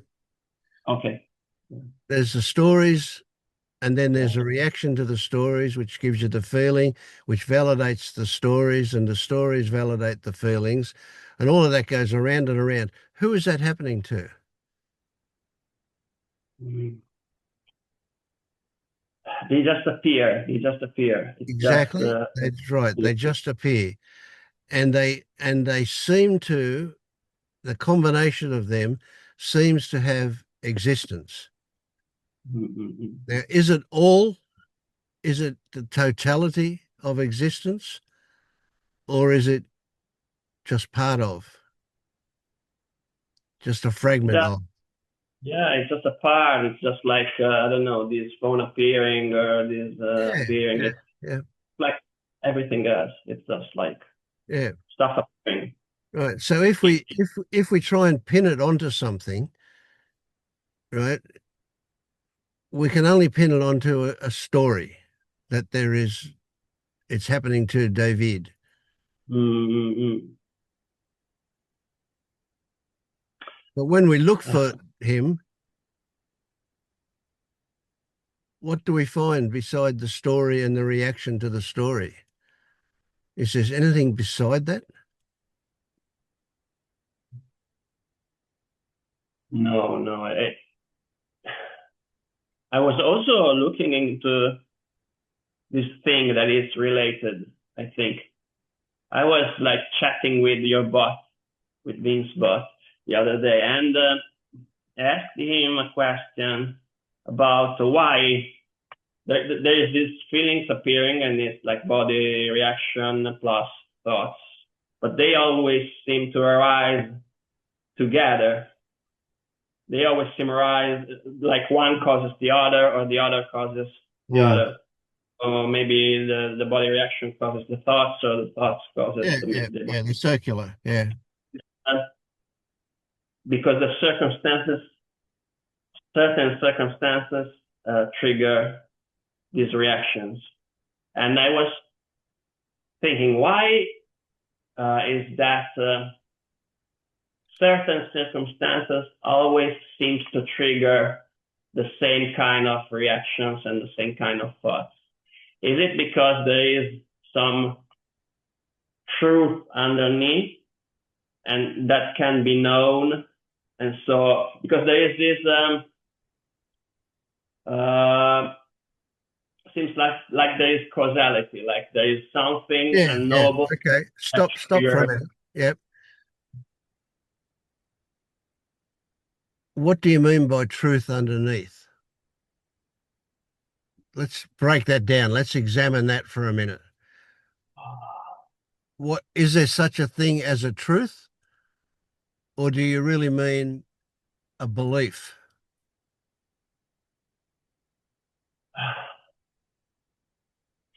Yeah, there is another belief that is even deeper. Yes, that's right. And is that Uh, belief any more or less a story than the first than one? yeah, there is a belief that there needs to be an ultimate truth that causes it. Okay. So let's dig it up. Let's dig up this truth, this ultimate truth. What's it look like? Is it in a box or is it in a jar? What is this ultimate truth? It's unknowable because It's right. It's unknowable because it doesn't exist, right? It's just a story about something. not something. but it must be there. It must be there because everything comes out of something. So Ah, does it? reactions might come out of something that maybe it's too deep to be able to be knowable. Right. But Okay. So all right, let's jump off to a sideways story now, right? That is that is a story of what is actual. mm, Uh, can you show me anything that is actual beside your interpretation of it? yeah, everything that appears in the senses, everything that appears is Is perceived as yeah. actual. It doesn't mean any thought to specify it. It's already Right. there. Right. So yeah, but you it's perceived as actual, but what it Mm. is your interpretation of something. Right? Yeah, actual is just a word. It's like Yeah. So it's here. It doesn't yeah, need any thought. It's yeah. already there. So I can say the back of that thing looks silver to me, and you can say it looks grey, or vice Mm-hmm. versa, right? So we're both seeing the same thing. What I'm trying to point out to you is that what it actually is unknowable to us. We only have these eyes and your eyes and this brain that interprets what these eyes get in, and your brain which interprets what your eyes get in. And our brains have been trained differently by Mm-hmm. experience and everything else. And so consequently, we don't really know what is actual. We only know what our interpretation is. So the actual, the what I can't think of the right word. There is a word that let's say what things are actually outside of, beyond our ability to perceive them, is beyond our ability to know. If it exists at all, it's unknowable to us just because we're hampered by having human senses, right? Let's see that insect next to us looking at the same thing sees it in the ultraviolet. And is it right or are we right? We're both theoretically looking at the same thing, but we don't know what it actually is. We can't tell what it actually is. Yes. Yeah. Yeah. What's funny is that we had the same conversation last time, and I totally forgot it because there's so much conditioning that Yes. Yeah. Yeah. Yeah. Yeah. goes back to the old point of view, to the old kind Yeah. of Yeah. See, I view. forget that we had that conversation before, but that's fine. No, I don't mind. Even if No, I no, no. remembered it, I'd happily repeat it. But the I was point is, do you get it? Do you get what I'm saying? Yeah, yeah, and I will forget. Maybe I will forget it Yeah. again because there's Yeah. so much conditioning, and That's the right. mind is so used to adopting this point of view that there must be some ultimate truth Yeah. and Yeah. sort Yeah. of Yeah. Yeah. And so that. part of what we're doing here, part of what I'm hoping that you will discover is the difference between what is conceptual and what is actual. Mhm. Right? So when we say we have no ability to discern any actual objective existence of anything, Yeah. we only have our interpretation of that. And when we recognize that, it's not that we're going to go around saying this is only an interpretation. what we're going to do is pull back the limit of what we say is actual to say that it's our current experiencing is the only thing that we can discern as actual. And even though that's an interpretation, that's as close as what we can get to anything that is actual.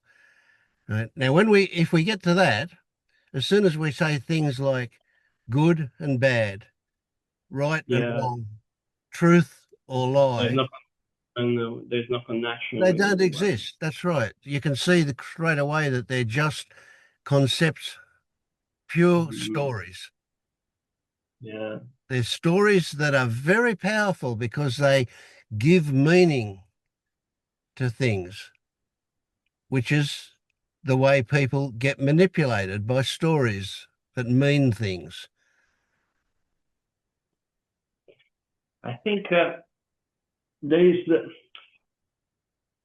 this connection between the body reactions and the thoughts. I feel like if there is a connection, there must be some meaning, some why they are connected. Yes, Why? there is, and that's another story, right? So why do you react with a bodily sensation of pleasure when you experience something you like, ice cream or chocolate or something that you enjoy, and you get a bodily reaction that you like, right?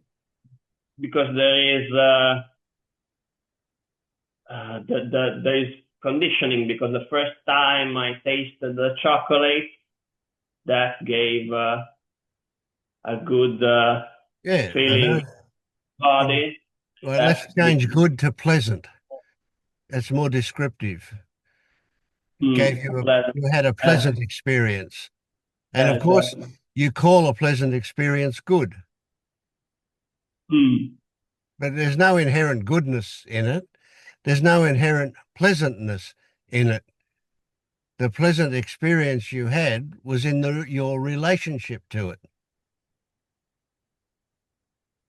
right? That is that the taste buds that you've got liked, enjoyed the taste of chocolate.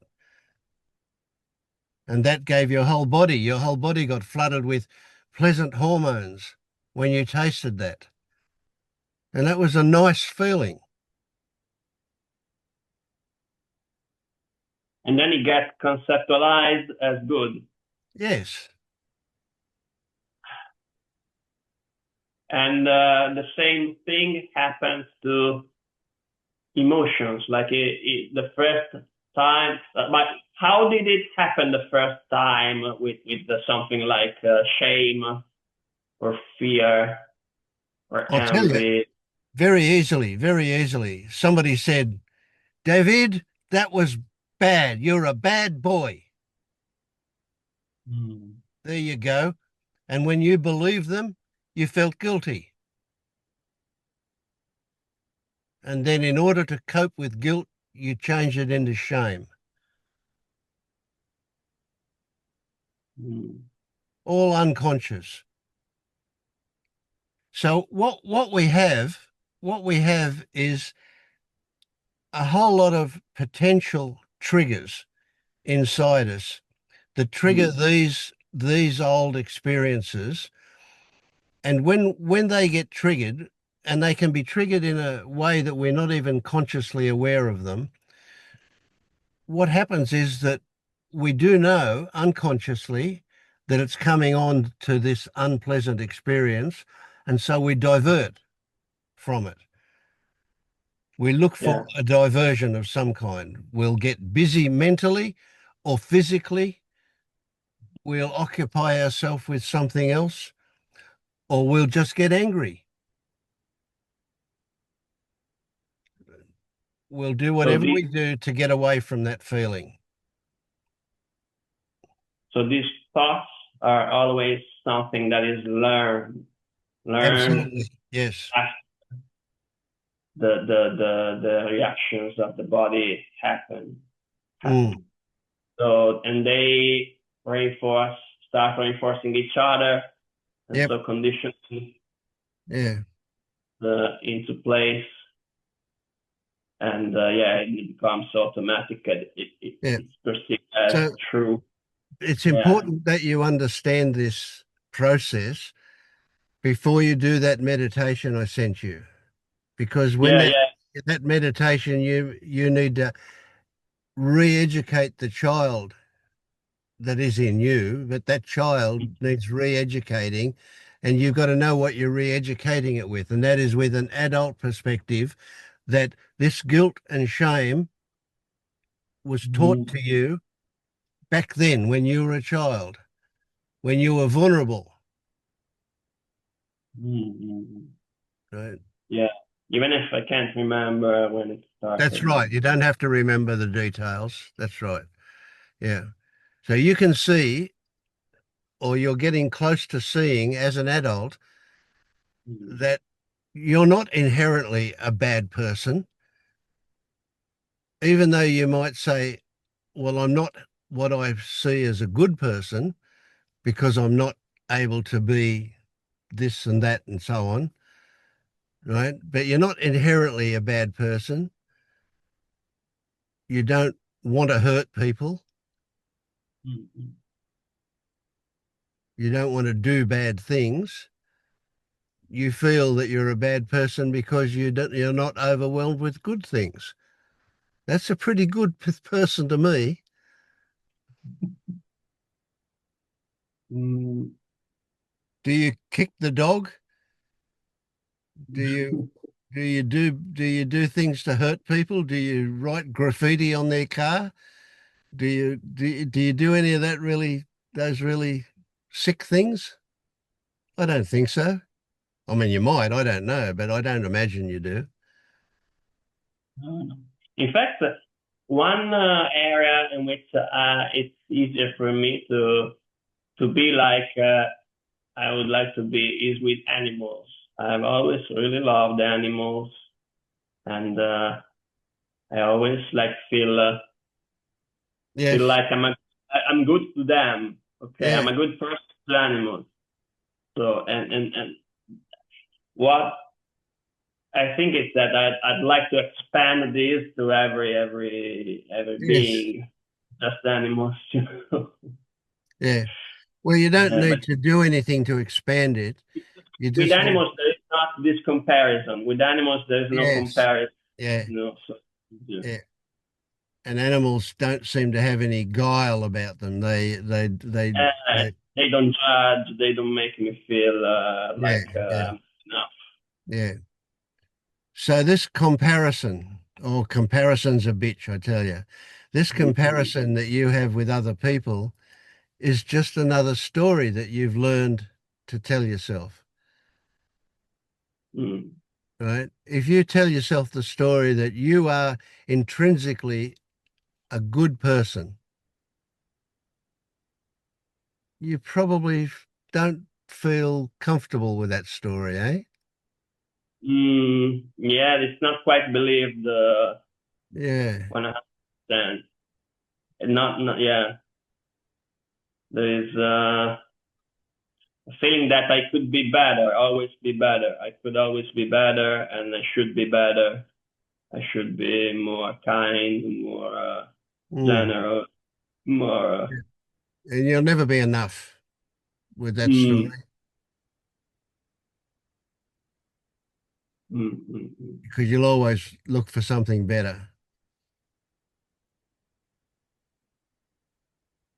I can see that it's just a story, that it's just thoughts that they appear. So what I want Uh, you to see though is not that is true. That is a good beginning step. What I want you to see is your relationship to those stories. I want you to see that how you are connected to them. And when you do, that connection will dissolve. They'll still be there. They'll just be stories, and you won't have belief in them. You won't be giving them this idea that there's some truth in them. You'll see them as just stories. can you say a little bit more about what kind of connection, the relationship between me and these stories. What kind of connection should I look for? What? Okay, good question. I love that. You Very, can use very good. Google Assistant on your car after connecting Android Auto. Sorry, my car's talking back to me. Um, that's a really good question. Go away. The question is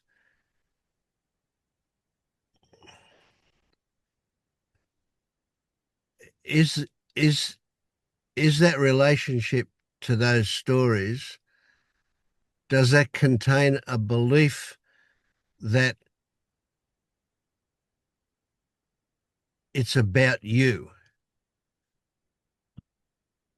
Yeah, definitely, definitely. Even if it's just thoughts, even like you, it's a thought, so it's a loop. So this Yeah. idea that I'm not good enough, it's just a thought that refers to the other thought of Yeah, the me and thought. around it goes. Yeah. So let's It's uh, let's imagine this situation. You walk outside your house, you go outside the back door, and there's a breeze blowing, and you feel the breeze. You feel it on your bare skin, on your face. Is the breeze you? no. There's a No. perception. It's just something that's happening, isn't it? Yeah. Yeah. Thoughts are exactly like that. In reality, they're just something that's happening.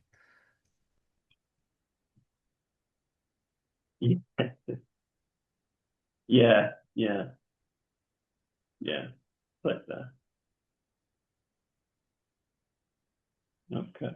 But when you grab them and eat them, they become part of you. Yeah. And it's like they tell, this is your thoughts. There's other Yes. thoughts. This is your thought. It's your thought. This is you. This is you. Yeah, but Yeah. they are just like the Okay. other Now, one. can you get this one? This is slightly more subtle. That there's that a way to describe your relationship to those thoughts is that you own them. Mm, Yeah. Now, that feeling of ownership, not the idea about ownership, but that feeling of ownership. Where do you feel that? What does it feel like? I don't want an answer. I'm offering you somewhere to look. Where you feel that ownership, what it feels like, that is your identification. That mm, is what makes it believable that it's you're talking about. It's that feeling. That is the feeling that gives those thoughts validity. yeah, because they Now, are that's a sitting in. subtle feeling and it might be hard to locate, but that's a good place for you to put your energies between now and next time we talk, in that feeling of ownership. Yeah. Okay. Thank you so much. You're I very will welcome. That's a look big into one, that. and I love that you're close to that. Yes, you can see it conceptually, but each time you start thinking about it, go into the body and say, what is this feeling of ownership? Where is it? What does it feel Yeah. like? And it's very subtle. It's very subtle. You'll have to be very quiet to find it in the beginning. Once you've located it, it'll become more obvious. Yeah. Mm, Thank you Good so one. much. Thank you, David. Yes. Mm. Have a good night. Have a good. Yeah, I don't you know what too. time it I will. I'm having a great night, actually. Thank you. is. Okay. What about you? Bye. Yeah, bye. See you next time. Bye. Tammy, talk to me. Hey Vince, good to see you. Yeah, good to hear you. Yeah, great stuff today, great stuff. Really good. Just I don't know, it popped in my mind that I'm just so grateful. I press this button on my screen and you appear. It's just so wonderful. Anyway, um, Just like magic, eh? yeah. All right, I have two things to report. One is I have this meeting with a friend once a week and we hold space and we kind of talk and then we hold space for a few minutes and you're supposed to go into like the felt sense of the body and I had this moment where I was usually a lot of insights were coming in. They're not necessarily all new, but it was about how like I feel like I need to talk really fast and I really need to communicate all the time and I have to go out of my experience in order to share my experience, because it's impolite to just like be witnessed by her and like waste her time. I have to be entertaining, I have to be witty, I have to be interesting. And also just deep shame about like the point is to go into your body and be with the felt sense, but like finally it happened. In other words, we've taken to, instead of going right into it, we talk first. And I think it's like we regulate each other's nervous system, we check in with each other, like there's trust and love built, and then we feel safe to go in. That's how I interpret it to myself. Um, but then because we're friends, it feels like kind of disrespectful. Like I once went in for surgery and the anesthesiologist was like, okay. And he put something in my arm and I felt that I'm going under. And I said, okay, goodbye. Thank you. He's like, no, it's not going to happen yet. But like I felt it's impolite to just go off in my own experience without like communicating to others. So I kind of feel the same thing there. It's like usually it's hard for me to go in, and we often, because we started talking, and she's training to be a therapist, and I'm also trained as a coach, but it's not about the training I did a year ago as a coach. It's my whole life. That's what I do, is communicate. So um I feel like it's hard to switch into like now I'm focused on myself and on my process. You know what I mean? I want to Mm, excuse me, keep communicating and whatever. It's hard for me to go into my own experience and like leave her alone or focus on myself. It feels very and then all come came this stuff up about how it's disrespectful to not be dysregulated or anxious or hyper. Like it's like to slow down and just be in myself and like, oh, I'm feeling this in my left toe. Like it feels like a mm, show of respect is to constantly be activated. Yes, Your Highness, what would you need? What would you like? Like constantly at your beck and yeah, like, I don't know, on my toes.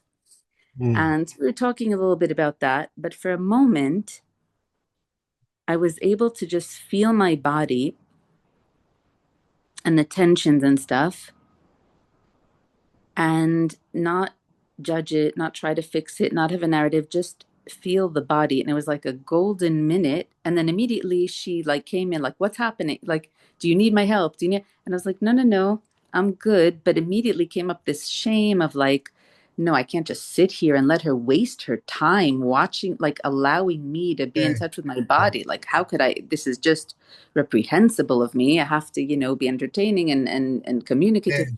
yeah.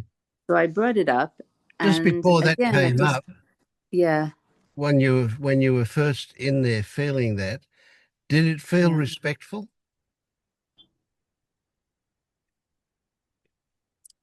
When before I the first felt story? it, Yeah, when you first got into that place and you said it it was was just, it was me being with myself, yes, with the sensations, yeah, and and it was sensations of tension. And usually, I get in there and try to hack away at it. How can I solve this physically, emotionally, spiritually, ideologically?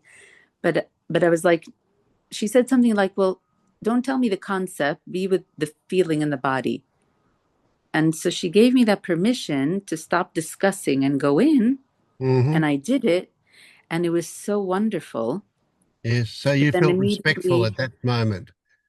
it didn't feel respectful or not respectful. It just felt I'm allowed to disattach from being having Oh, to be attuned to her.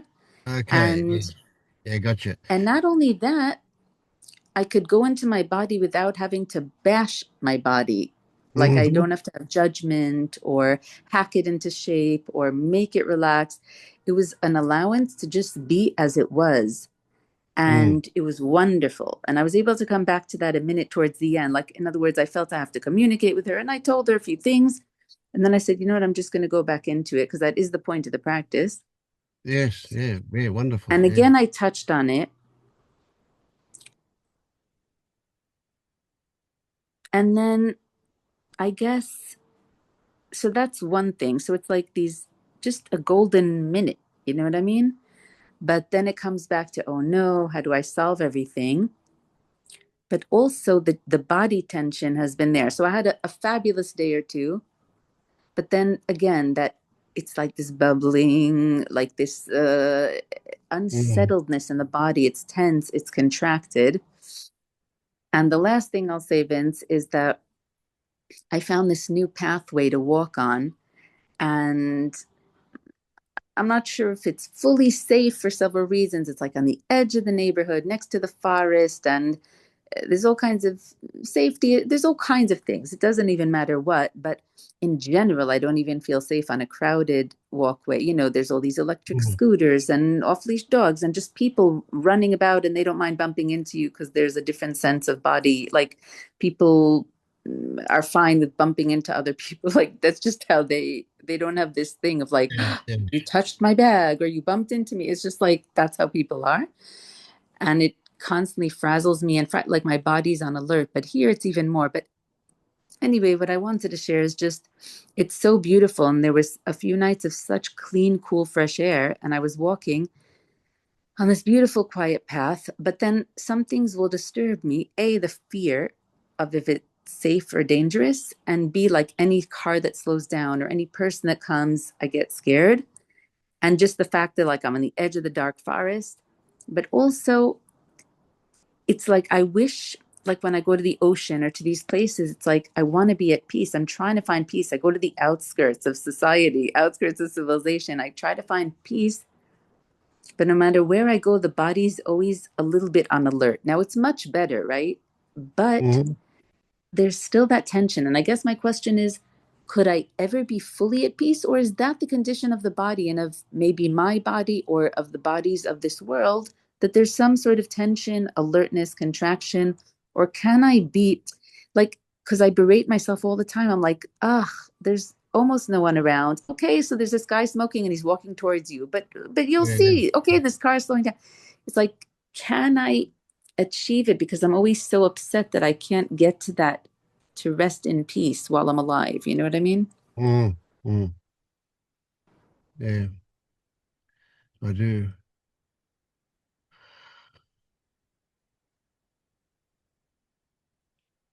I don't know what your imagining is about being fully there. So that gets to be a tricky one. But certainly I would say that you'll get beyond the point where you're hypersensitive to potential danger. You'll get to the point where you'll be walking and that will not be a consideration at all. In fact, you might find that you're walking and not even realizing you're walking because your attention will be somewhere else. And then you'll bring your attention back to your body and you'll be aware of the bodily sensations of walking. But probably at that point, nowhere in your body will there be a fear of possible danger. So yes, so the short answer is yes, you'll get beyond that. Uh, I would say. I can't remember if ever that I felt danger when walking. Did you used to? Because maybe it's a girl thing versus boy thing, but Well, I wouldn't give it a gender thing, but certainly it's probably more likely that girls, given the nature of society, it's probably more likely that girls are going to feel it. But No, I think it would be a case of how you've been educated as to whether you feel that or not. But yeah, no, it's.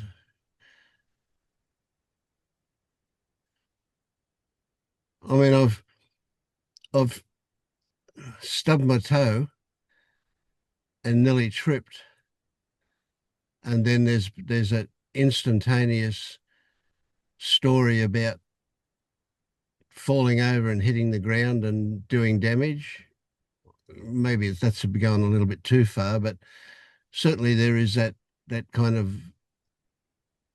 unspecified anxiety from a possibility, but it lasts not even a full second. It just pops up when I've almost tripped.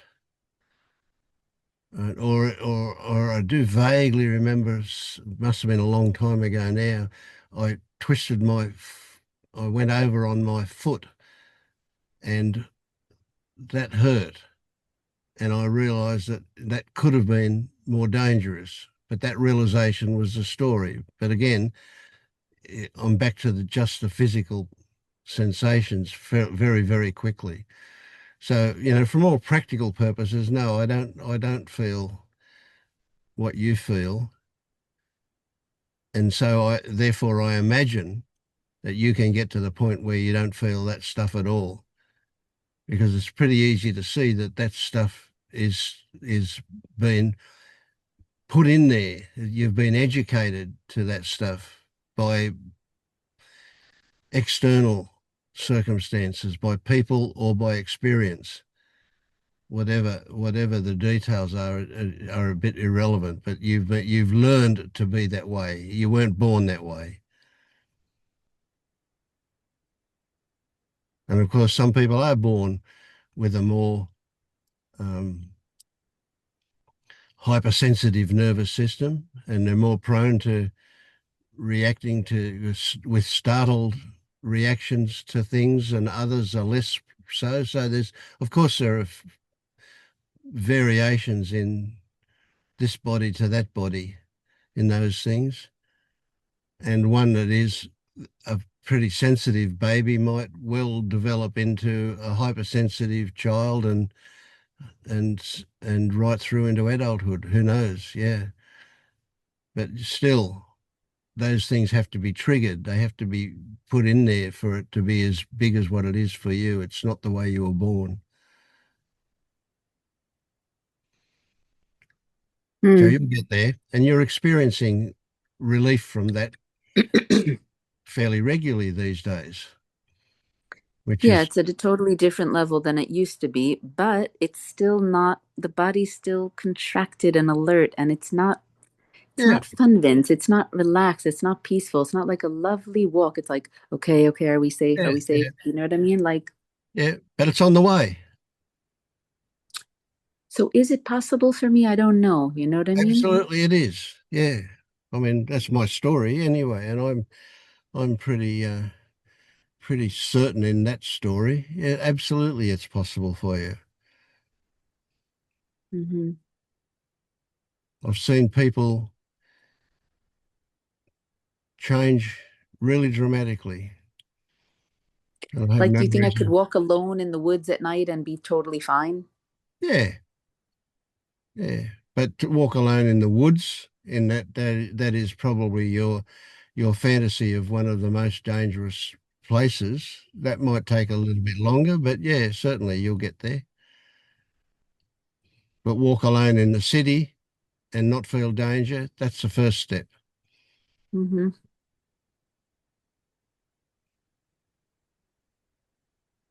But it does feel like I need to hold myself because if people are knocking into you inadvertently every other minute, you have to like hold yourself or else you'll be knocked over. You know what I mean? Like, I don't know. It feels like they Yeah, could knock yeah, me to the I street get or they what could knock you're me down. saying. Yeah, yeah, yeah. But see, I even find that a little unusual in that, I mean, I must say, I live in a pretty quiet village, but when we walked the dog this morning, we walked past lots of people, and I didn't touch any of them, or none of them touched me. So it's things are not More so like a busy crowded here. mall, imagine. Yeah, Imagine a yeah, crowded yeah. mall, you know, with tons Well, of people and okay, yeah, scooters and vehicles and like electric yeah, scooters and people running and kids and yeah, okay, yeah. All right. Yes, no, well, I did. My wife and I went with some friends today, and we went and had lunch in a very busy shopping centre.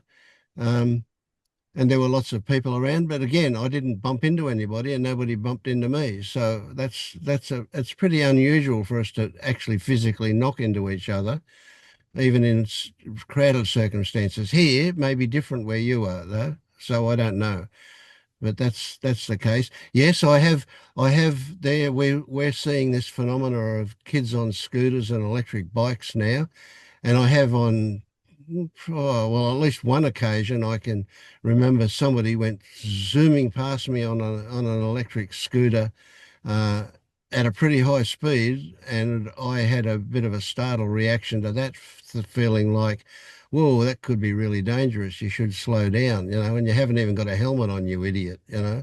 But anyway, exactly. So yeah, imagine you had 10 of those every hour, plus yeah, yeah, motorcycles, plus this and that. It's like chaotic to me. yeah, yeah. Yeah, thank God I don't live somewhere like that. But yeah, I can relate to what you're saying at a theoretical level. Yeah, sure. Um,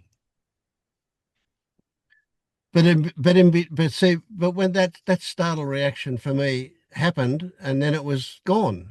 Like the whole thing wouldn't have lasted more than a couple of seconds, really. Um, and I was back to not even thinking about it. I was back to whatever else was going on. Um, so Right. But if the whole place was crowded with that, then you can't go back. You know what I mean? Like, yeah, but if it's anyway. going on all the time for you, yeah, well, I'm hesitant to say, but if it's like that, really full on all the time, then it's perfectly reasonable for you to be a bit on edge with all of that. Right. And then this, but the same thing, not the same thing, but like at that quiet street that I found near the forest. So again, there'll be a car slowing down or a person. So you still have to be alert. There actually was a No, you Jeep. don't have to be alert for it to happen before it's happened, Mhm. but alertness will turn up when it's happening, for sure. But in between times, there's no reason Mhm. for you to be alert at all. And you don't have to be alert to recognize it when it's happening. You'll hear a car, or you'll know something's going on when it's going on. And until you know, you can be totally relaxed.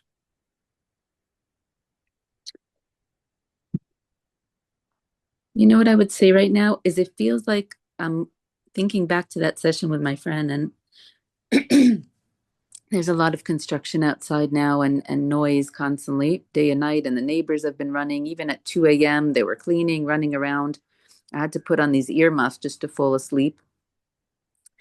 And I don't know if any of it has anything to do with it, but although probably it does, knowing my system, but there's a lot of unrest and pain and contraction in the system. And I guess what I had with that moment is that able to be in it and it was okay.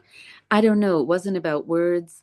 I just, I guess I'm just frustrated that I feel like buzzy and not calm. You know what I mean? There's Mm, like mm. contraction, pain, buzziness. It's not calm in the system. And Yeah, yeah. And I one of don't the know what to do. negatives is that when you do feel that way, when you do experience that wonderful calm, it's like you say, why can't I have it all the time?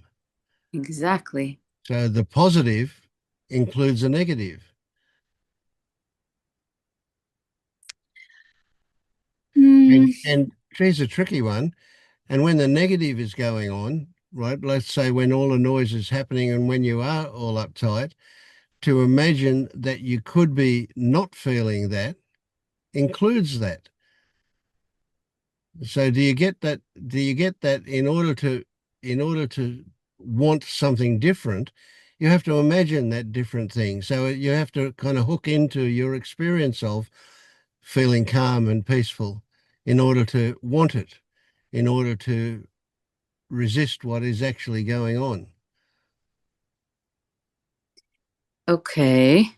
That's a tricky So what one, is isn't it? Yeah. yeah. So what does that mean? What do you Well, what it means is that if you can appreciate that when things are not the way you want them to be, that you can imagine them to being the way you want them to be in order to be unhappy with the way they are, that gives you access to the very thing that you're saying you want. You've already got it. That's a interesting? bit of a far stretch in a way, but it is an actual situation, right? So when it's noisy, for you to say, I want it to be quiet, you've got to imagine it being quiet. And so you can get to that quiet place in the middle of all the noise. It sounds like a contradiction, but yeah, you can get to where the noise doesn't worry you.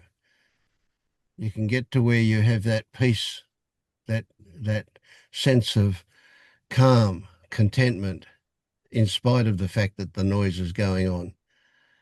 So That's then where's the human level, Vince? In other words, where is action? In other words, can we just transcend anything?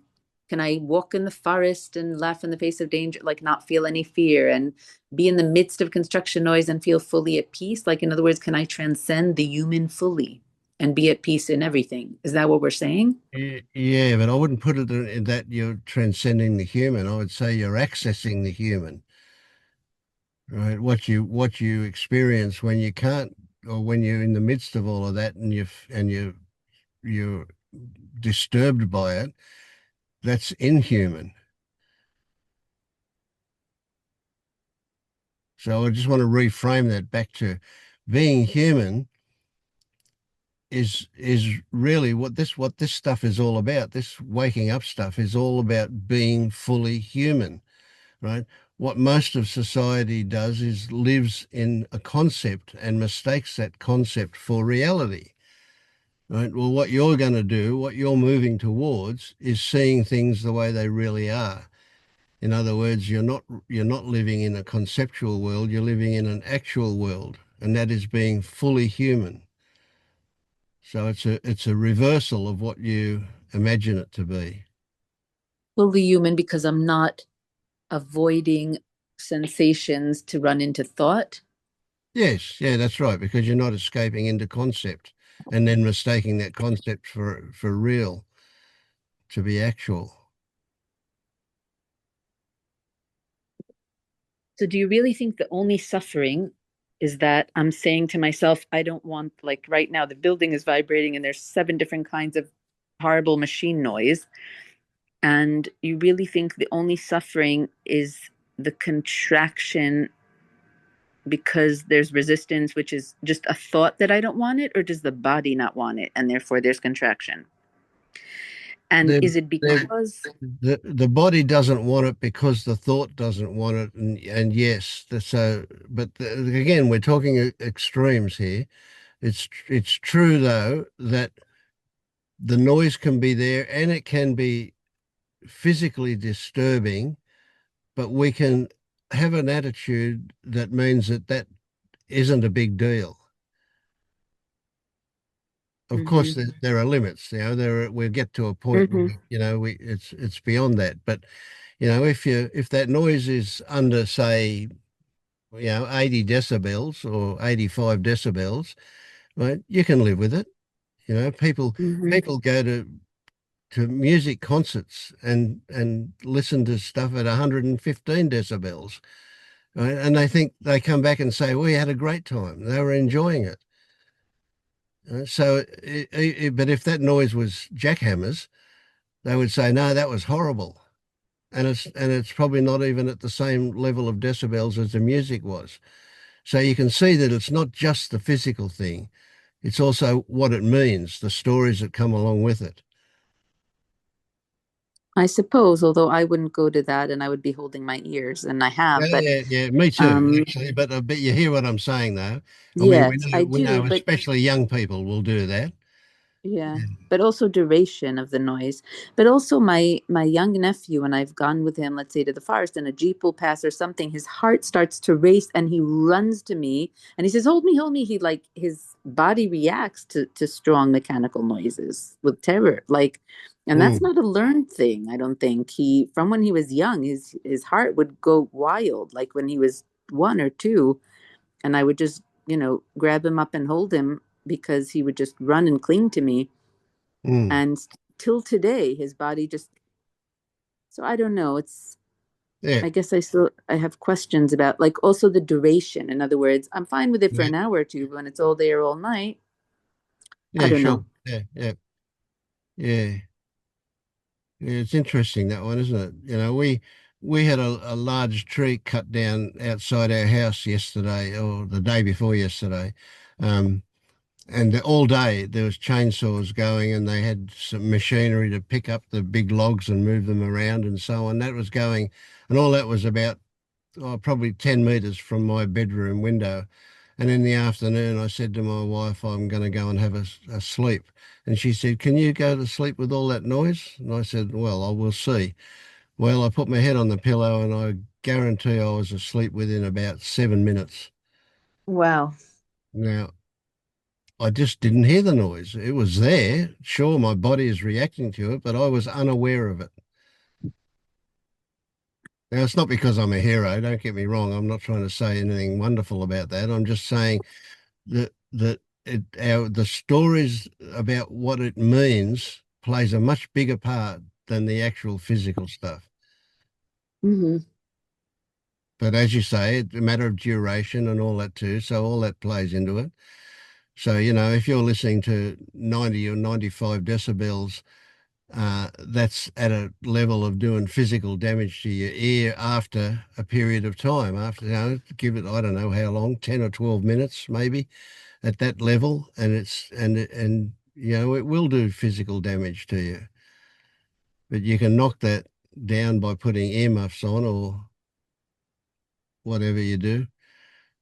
Put your hands over your ears or your head under a pillow or something, and that'll reduce it from 95 down to 75, and then you can complain about the hot head because of the pillow on top of it. Yeah. But you know what I mean, Yeah. So there's Yeah. there's there's limits to this. We're not talking absolutes here. We're Yeah. just saying, but I am saying that your story about what it means plays a way, way bigger part than the actual thing itself. Yeah. And probably also my belief that in other words, I won't take action unless I get really frantic about something. In other words, a belief that like nothing will happen if I don't get worked up. So in other Yeah. words, that I can, a belief, a trust that I can be calm in the face of this, and then I still will take action to take care of myself without going into Yeah. a lot of Yeah. dysregulation. All Yeah. right. And that's I been just, the way it's been for you. That's become quite familiar, and that's helps you to believe those kind of things as well. yeah, I'm really trying to go in that direction, although it's getting a little difficult right now. But there's also Yeah. going to be a lot of family stuff in the next few days, and but the Yeah. noise But hopefully that's in will the next stop. few days. This is an important one, right? It's if it turns up that there's a story about what will happen, then Hmm. that's the way it is. It turns up and it's a story about what will happen. But if we get lost in the content of that story, we can end up in a hyper state of some kind that's unpleasant. Or if we recognize that it's just a story that's turned up, we can have a different relationship to it. And so consequently, we can go, well, it might or might not happen. And if we do that, we can then say, well, why would I put any energy into thinking about it now if it might or might not happen? Right now, it's more important for me to appreciate what's actually going on in this moment. So you don't think I should prepare like, oh my gosh, I'm going to have a gathering of family tonight, and like I should prepare so I don't get triggered or No, um no, definitely not. No, because that preparation is much more likely to make you triggered than forgetting about it till it happens. But of course, there are other preparations. Might be the case that you need to organise some food, or you might need to organise some bedding or whatever. That's just Yeah. practical stuff that you'll do. You don't need to get uptight about that, but you certainly don't need to get yourself into a state where you're trying to prepare yourself for the psychological onslaught of that kind of thing. Hmm. So I guess I'm just like ugh, frustrated at my buzzingness in my body and lack of calm in the last few days. And I'm just wondering, what do Yeah. I do in the next few days? What do I tell myself, like about the process that I'm on? Do I just say, well, things are getting better, they take time, or how do I look at it when it actually shows up? Like Yeah. now, I'm not as calm as I'd like. What do I do? So this is a big one, and this is a definitely a skill that can be developed, and that is that you don't tell yourself anything.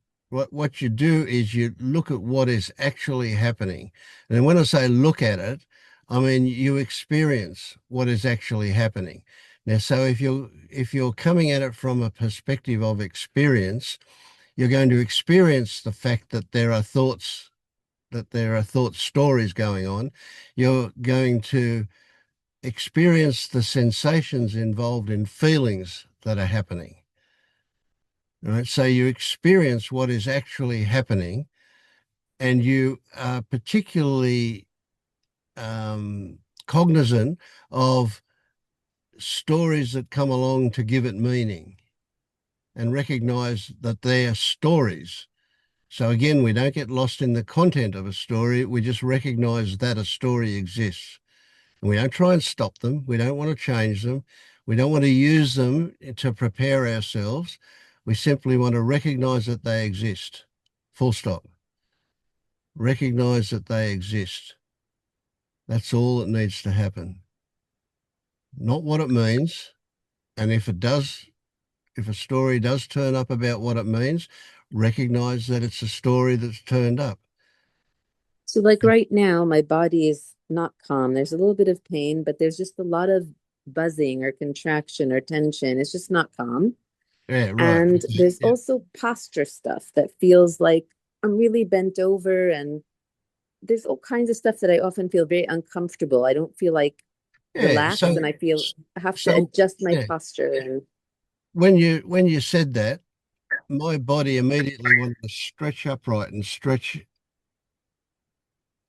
and I wanted to experience in the muscles, not being bent over. I wanted to be straight and up, and it was, that's a nice feeling, that kind of squeezing muscles and squeezing all the lactic acid out of them. Maybe that's what happened. I don't know, but it's a nice feeling when I stretched up. And with that buzzing, whereabouts is it? Is it in the stomach or in the fingertips? Or what part of the body am I experiencing that buzzing? Well, not what it means. I'm not, if a story turns up about what it might mean, okay, that's just a story. Now back to, what is the sensation? Where am I feeling it? Buzzing. Is it buzzing? Vibrating? Is it fast or a slow vibration? It must be pretty fast if I'm calling it buzzing. Right? Just examine what it is that you're feeling. And every time you do that, it'll change. And what will it change into? Well, we don't know. That's something for you to experience. But it will change when you focus on it. When you want it to be different, guess what? You make it stronger. You give it resistance, you give it something to push against, you give it validity, you make it into something solid, something tangible. So when you go with it and go, whoa, more, let me see, what is it? Where is it?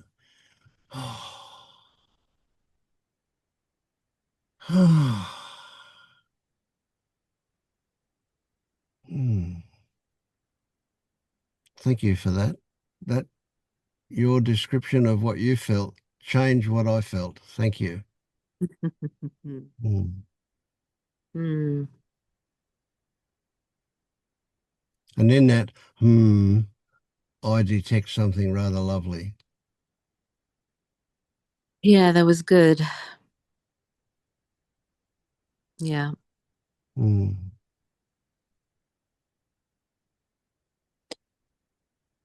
All right. I just like feel swirls of panic coming in.